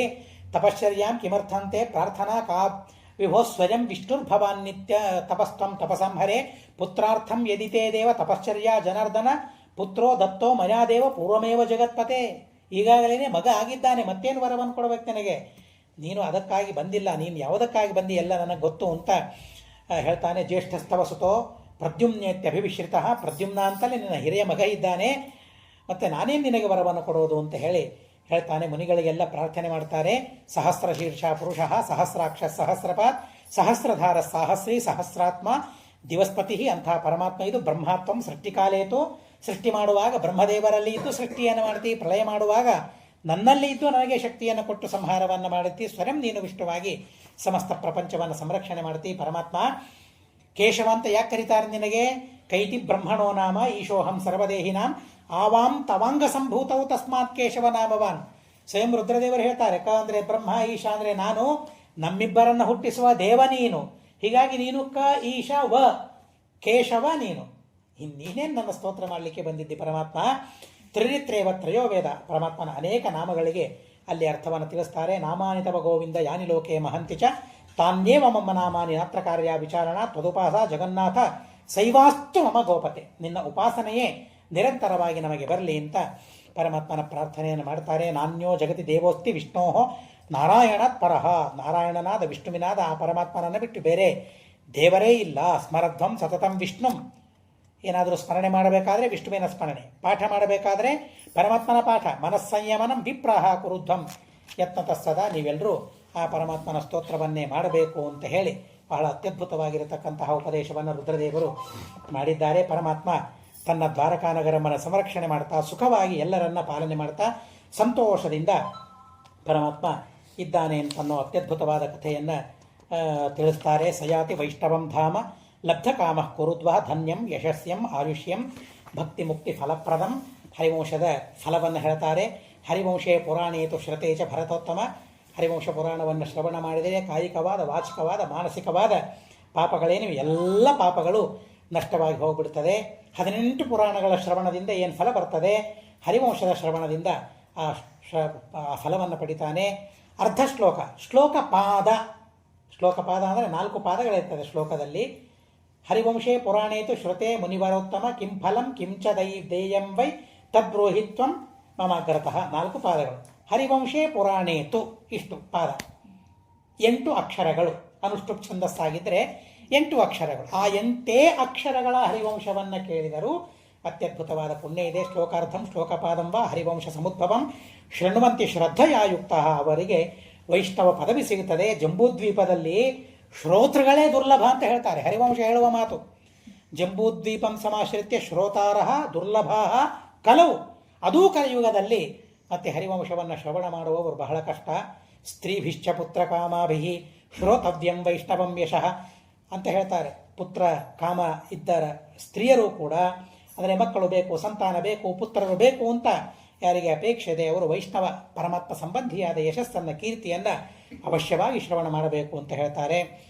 ಯಸ್ಯ ಸ್ಮರಣ ಮಾತ್ರೇಣ ಸರ್ವ ಪಾಪೈ ಪ್ರಮುಚ್ಯತೆ. ಅಪುತ್ರ ಪುತ್ರಮಾಪ್ನೋತಿ, ಮಕ್ಕಳಿಲ್ಲದೆ ಇದ್ದರೆ ಮಕ್ಕಳಾಗ್ತಾರೆ. ಅಧನೋ ಧನಮಾಪ್ನುಯಾತ್. ಯತ್ ಫಲಂ ಪ್ರಾಪ್ಯತೆ ನರೈಹಿ ತತ್ ಫಲಂ ಲಭತೆ ನೂನಂ ಪುರಾಣ ಶ್ರವಣಾಧರೇಹೇ. ಬ್ರಹ್ಮಹತ್ಯೆ ಮಾಡಿದವರಲ್ಲಿ, ಭ್ರೂಣ ಹತ್ಯೆ ಮಾಡಿದವರಲ್ಲಿ, ಗೋಹತ್ಯೆ ಮಾಡಿದವರು, ಸುರಾಪಾನ ಮಾಡಿದವರು, ಗುರುದಾರಗಮನ ಮಾಡಿದವರು 1 ಬಾರಿ ಪುರಾಣ ಶ್ರವಣವನ್ನು ಮಾಡಿದರೆ, ಹರಿವಂಶವನ್ನು ಶ್ರವಣ ಮಾಡಿದರೆ ಎಲ್ಲ ಪಾಪಗಳಿಂದ ದೂರ ಆಗ್ತಾನೆ. ಇದಮ್ಮಜಾತೆ ಪರಿಕೀರ್ತಿತಂ ಮಹತ ಶ್ರೀಕೃಷ್ಣ ಮಹಾತ್ಮಮಪಾರಂ ಅದ್ಭುತಂ ಶೃಣ್ವನ್ ಪಠನ್ನಾಶು ಸಮಾಪ್ನುಯಾತ್ ಫಲಂ ಯಚ್ಚಾಪಿ ಲೋಕೇಶು ಸುದುರ್ಲಭಂ. ಮಹತ ಅತ್ಯಂತ ದುರ್ಲಭವಾದ ಪ್ರಯೋಜನಗಳನ್ನು ಈ ಹರಿವಂಶದಿಂದ ಪಡಿತಾರೆ ಅಂತ ತಿಳಿಸ್ತಾರೆ. ಇತಿ ಶ್ರೀ ಮಹಾಭಾರತೆ ಅಖಿಲೇಶು ಹರಿವಂಶೇ ಭವಿಷ್ಯ ಪರ್ವಣಿ ಶ್ರವಣ ಫಲಕಥನೆ 35-100ತಮೋಧ್ಯಾಯ. ಹೀಗೆ ಈ 9 ದಿನಗಳಲ್ಲಿ ಯದ್ಯಪಿ ನವಾಹ ವಿಧಾನವನ್ನು ಹೇಳಿದ್ದಾರೆ ಹರಿವಂಶಕ್ಕೆ. 7 ದಿವಸ ಅಂತ ಅಂದ್ಕೊಂಡಿದ್ದಿ, ಕರ್ಮಧರ್ಮ ಸಂಯೋಗ ಪ್ರಾಚೀನ ಪುಣ್ಯ, ಅದರಿಂದಾಗಿ 9 ದಿವಸಗಳಲ್ಲಿ ಹರಿವಂಶವನ್ನು ಕೇಳುವ ಪರಮ ಸೌಭಾಗ್ಯ ನಮಗೆ ಸಿಕ್ಕಿದೆ. ದಂಪತಿಗಳು ಸಂತಾನ ಪ್ರಾಪ್ತಿಗಾಗಿ, ಸತ್ಪುತ್ರ ಪ್ರಾಪ್ತಿಗಾಗಿ ಹರಿವಂಶದ ಶ್ರವಣ ಅದೊಂದು ಸಾಧನ. ಈಗ ತಿಳಿದಂತೆ ಬಹಳ ದುರ್ಲಭ, ಕೇಳುವವರೇ ದುರ್ಲಭ ಅಂತ ಹೇಳಿದ್ದಾರೆ. ಹೀಗಾಗಿ ಹರಿವಂಶದ ಶ್ರವಣವನ್ನು ಮಾಡಿ ಆ ಪುಣ್ಯವನ್ನು ಆ ಜೀವನಿಗೆ ಧಾರೆ ಎರೆದು ಕೊಡಬೇಕು ಅಂತ. ನಿಜವಾಗಿ ಗರ್ಭದಲ್ಲಿರುವ ಆ ಜೀವರ ಪುಣ್ಯ ಇರ್ತದೆ. ಆ ಪುಣ್ಯ ಇದ್ದದ್ದಕ್ಕಾಗಿ ಇವೆಲ್ಲ ಘಟಿಸ್ತದೆ. ಪುಣ್ಯ ಕರ್ಮಗಳು ಘಟಿಸಬೇಕಾದ್ರೆ ಸುಮ್ಮನೆ ಆಗೋದಿಲ್ಲ, ಯಾವುದು ಸುಮ್ಮನೆ ಆಗೋದಿಲ್ಲ. ನಾದಗ್ಧಾಶೇಷ ಪಾಪಸ್ಯ ಭಕ್ತಿರ್ಭವತಿ ಕೇಶವೇ ಅಂತ ಹೇಳ್ತಾರೆ. ದೇವರಲ್ಲಿ ಭಕ್ತಿ ಬರಬೇಕಾದ್ರೆ, ಸತ್ಕರ್ಮ ಮಾಡಬೇಕು ಅಂತ ಮನಸ್ಸು ಬರಬೇಕಾದ್ರೆ ಪುಣ್ಯ ಪ್ರಾರಬ್ಧ ಇದ್ದರೆ ಮಾತ್ರ ಬರ್ತದೆ. ಇಲ್ಲದೆ ಹೋದರೆ ಶತಗತ ಪ್ರಯತ್ನ ಮಾಡಿದರೂ ಕೂಡ ಬರೋದಿಲ್ಲ. ಏನು ಪ್ರಯತ್ನ ಮಾಡಿದರೂ ಏನೋ ಒಂದು ವಿಘ್ನವನ್ನು ದೇವರು ಇಟ್ಟುಬಿಡುತ್ತಾನೆ. ಆದರೆ ಯಾವುದೇ ವಿಘ್ನ ಇಲ್ಲದೆ ನಿರ್ವಿಘ್ನವಾಗಿ ನಿರಾತಂಕವಾಗಿ 9 ದಿವಸಗಳ ತನಕ ಬಹಳ ಶ್ರದ್ಧೆಯಿಂದ, ನಾನು ಬಹಳ ಶ್ರದ್ಧೆಯನ್ನು ನಿಮ್ಮಲ್ಲೆಲ್ಲ ಕಂಡಿದ್ದೇನೆ, ಪ್ರಾಣೇಶಾಚಾರ್ಯರಿಗೂ ಹೇಳಿದ್ದೇನೆ. ನಿತ್ಯ ನಾನು ಮನೆಯಲ್ಲೂ ಹೇಳೋ ಪ್ರಸಂಗ ಬಂದಿದೆ, ಎಷ್ಟು ಶ್ರದ್ಧೆಯಿಂದ ಕೇಳ್ತಾರೆ ಅಂತ. ನಿಜವಾಗಿ ನೀವೆಲ್ಲ ಹೇಳ್ತಾ ಇದ್ರಿ, ಬಹಳ ದೂರದಿಂದ ಬರ್ತಾ ಇದ್ರಿ, ಬಹಳ ಶ್ರಮವಾಗಿದೆ ಆಗಿರಬಹುದು, ಇಲ್ಲ ಅಂತ ನಾನು ಹೇಳೋದಿಲ್ಲ. ಆದರೆ ಬಹಳ ಸಂತೋಷವಾಗಿದೆ. ನಾನು ಏನು ಹೇಳಿದ್ದೇನೆ ನನಗೆ ಗೊತ್ತಿಲ್ಲ, ಆದರೆ ಅಷ್ಟು ಶ್ರದ್ಧೆಯಿಂದ ನೀವು ಕೇಳಿದ್ದೀರಿ. ಬಹಳ ಸಂತೋಷವಾಗಿದೆ, ನಿಜವಾಗಿ ಬಹಳ ಸಂತೋಷವಾಗಿದೆ. ಇದು ಹೃದಯದಿಂದ ಬರುವ ಮಾತುಗಳು, ಇವು ಕೇವಲ ಬಾಯಿಂದ ಬರುವ ಮಾತು ಸರ್ವಥಾ ಅಲ್ಲ. ಎಲ್ಲರೂ ಅಷ್ಟೇ ಶ್ರದ್ಧೆಯಿಂದ ಶ್ರವಣವನ್ನು ಮಾಡಿದ್ದೀರಿ. ಪರಮಾತ್ಮ ನಿಮ್ಮಿಂದ ವಿಶೇಷವಾದ ಸತ್ಕರ್ಮವನ್ನು ಮಾಡಿಸಿದ್ದಾನೆ. ಆ ಸತ್ಕರ್ಮಕ್ಕೆ ಅನುಗುಣವಾದ ಫಲವನ್ನು ಭಗವಂತ ಅವಶ್ಯವಾಗಿ ಕೊಡಲಿ. ಅವರು 9 ದಿವಸ ಅಲ್ಲ, ನಾಳೆಗೆ ಮಾಡೋ ಪ್ರಸಂಗ ಬಂತು. ಮನೆಯಲ್ಲಿ ಸ್ವಲ್ಪ ಅಡಚಣೆ, ಆದರೆ ಹರಿವಂಶಕ್ಕೆ ಯಾವ ಅಡಚಣೆ ಇಲ್ಲ. ಅದು ಆದರೆ ಮಂಗಳಕ್ಕೆ ಅಡಚಣೆ. ಅದು 1 ದಿವಸ ಮುಂದೆ ಹೋಗುವ ಅಥವಾ ಇವತ್ತೇ ಆದರೂ ಸಾಯಂಕಾಲ ಆಗುವ ಪ್ರಸಂಗ ಅಂತ ಅಂದ್ಕೊಂಡಿದ್ವಿ. ಆದರೆ ಇಲ್ಲ, 1 ದಿವಸ ಮುಂದೆಯೇ ಆಗೋಣ, 1 ದಿವಸ ಹೆಚ್ಚಾಗಲಿ ಅಂತ ದೇವರು ಇನ್ನೊಂದು ವಿಶಿಷ್ಟವಾದ ಸಾಧನೆಯನ್ನು ಮಾಡಿಸಿದ್ದಾನೆ. ಆದರೂ 9 ದಿವಸ ಅಂತ ಇದ್ದದ್ದರಿಂದ ಇವತ್ತು ಅದರ ಮಂಗಲವನ್ನು ಮಾಡಿ ನಾಳೆಗೆ ಇಲ್ಲೇ ಬಂದಿರತಕ್ಕಂತಹ ಸಂತಾನ ಗೋಪಾಲ ಸ್ತೋತ್ರ ಅಂತ ಬಂದಿದೆ, ಅದರ ಬಗ್ಗೆ ನಾಳೆಗೆ ತಿಳಿಯೋಣ. ಭಗವಂತ ಮತ್ತು ಕೇಳಿದವರಿಗೆ, ಕೇಳಿಸಿದವರಿಗೆ ಎಲ್ರಿಗೂ ನಿಮಿತ್ತ ಅವರಿರಬಹುದು, ಅವರಿದ್ದಾರೆ. ಆದರೆ ಅನೇಕ ಜನ ನೀವೆಲ್ಲರೂ ಕೇಳಿದ್ದೀರಿ ಭಕ್ತಿಯಿಂದ, ಶ್ರದ್ಧೆಯಿಂದ. ನಿಮಗೆಲ್ಲರಿಗೂ ಹಿತೋಪತಿಶಯವಾದ ಜ್ಞಾನ ಭಕ್ತಿ ವೈರಾಗ್ಯಗಳನ್ನು ಕೊಟ್ಟು ಭಗವಂತ ಸಂರಕ್ಷಣೆ ಮಾಡಲಿ ಅಂತ ಪ್ರಾರ್ಥನೆ ಮಾಡ್ತಾ, ಅಸ್ಮದ್ ಗುರುವಂತರ್ಗತ ತಾತ್ವಿಕ ದೇವತಾಂತರ್ಗತ ಭಾರತೀರಮಣ ಮುಖ್ಯ ಪ್ರಾಣಾಂತರ್ಗತ ಶ್ರೀಕೃಷ್ಣಾರ್ಪಣಮಸ್ತು. ಅಕ್ಷರಂ ಕರ್ಮ ರಸ್ಮಿನ್ ಪರೇ ಸ್ವರ್ಪಿತಂ ಪ್ರಕ್ಷಜಂ ಯಾಂತಿ ದುಃಖಾನಿ ಯನ್ನಾಮತಃ ಅಕ್ಷರೋ ಯೋ ಅಚರ ಸರ್ವದೇವಾಮೃತಃ ಕುಕ್ಷಿಗಂ ಯಸ್ಯ ವಿಶ್ವಂ ಸದಾ ಅಜಾದಿಕಂ ಪ್ರಣರಾಮೋ ವಾಸುದೇವಂ ದೇವತಾ ಮಂಡಲಾಖಂಡಮಂಡನಂ.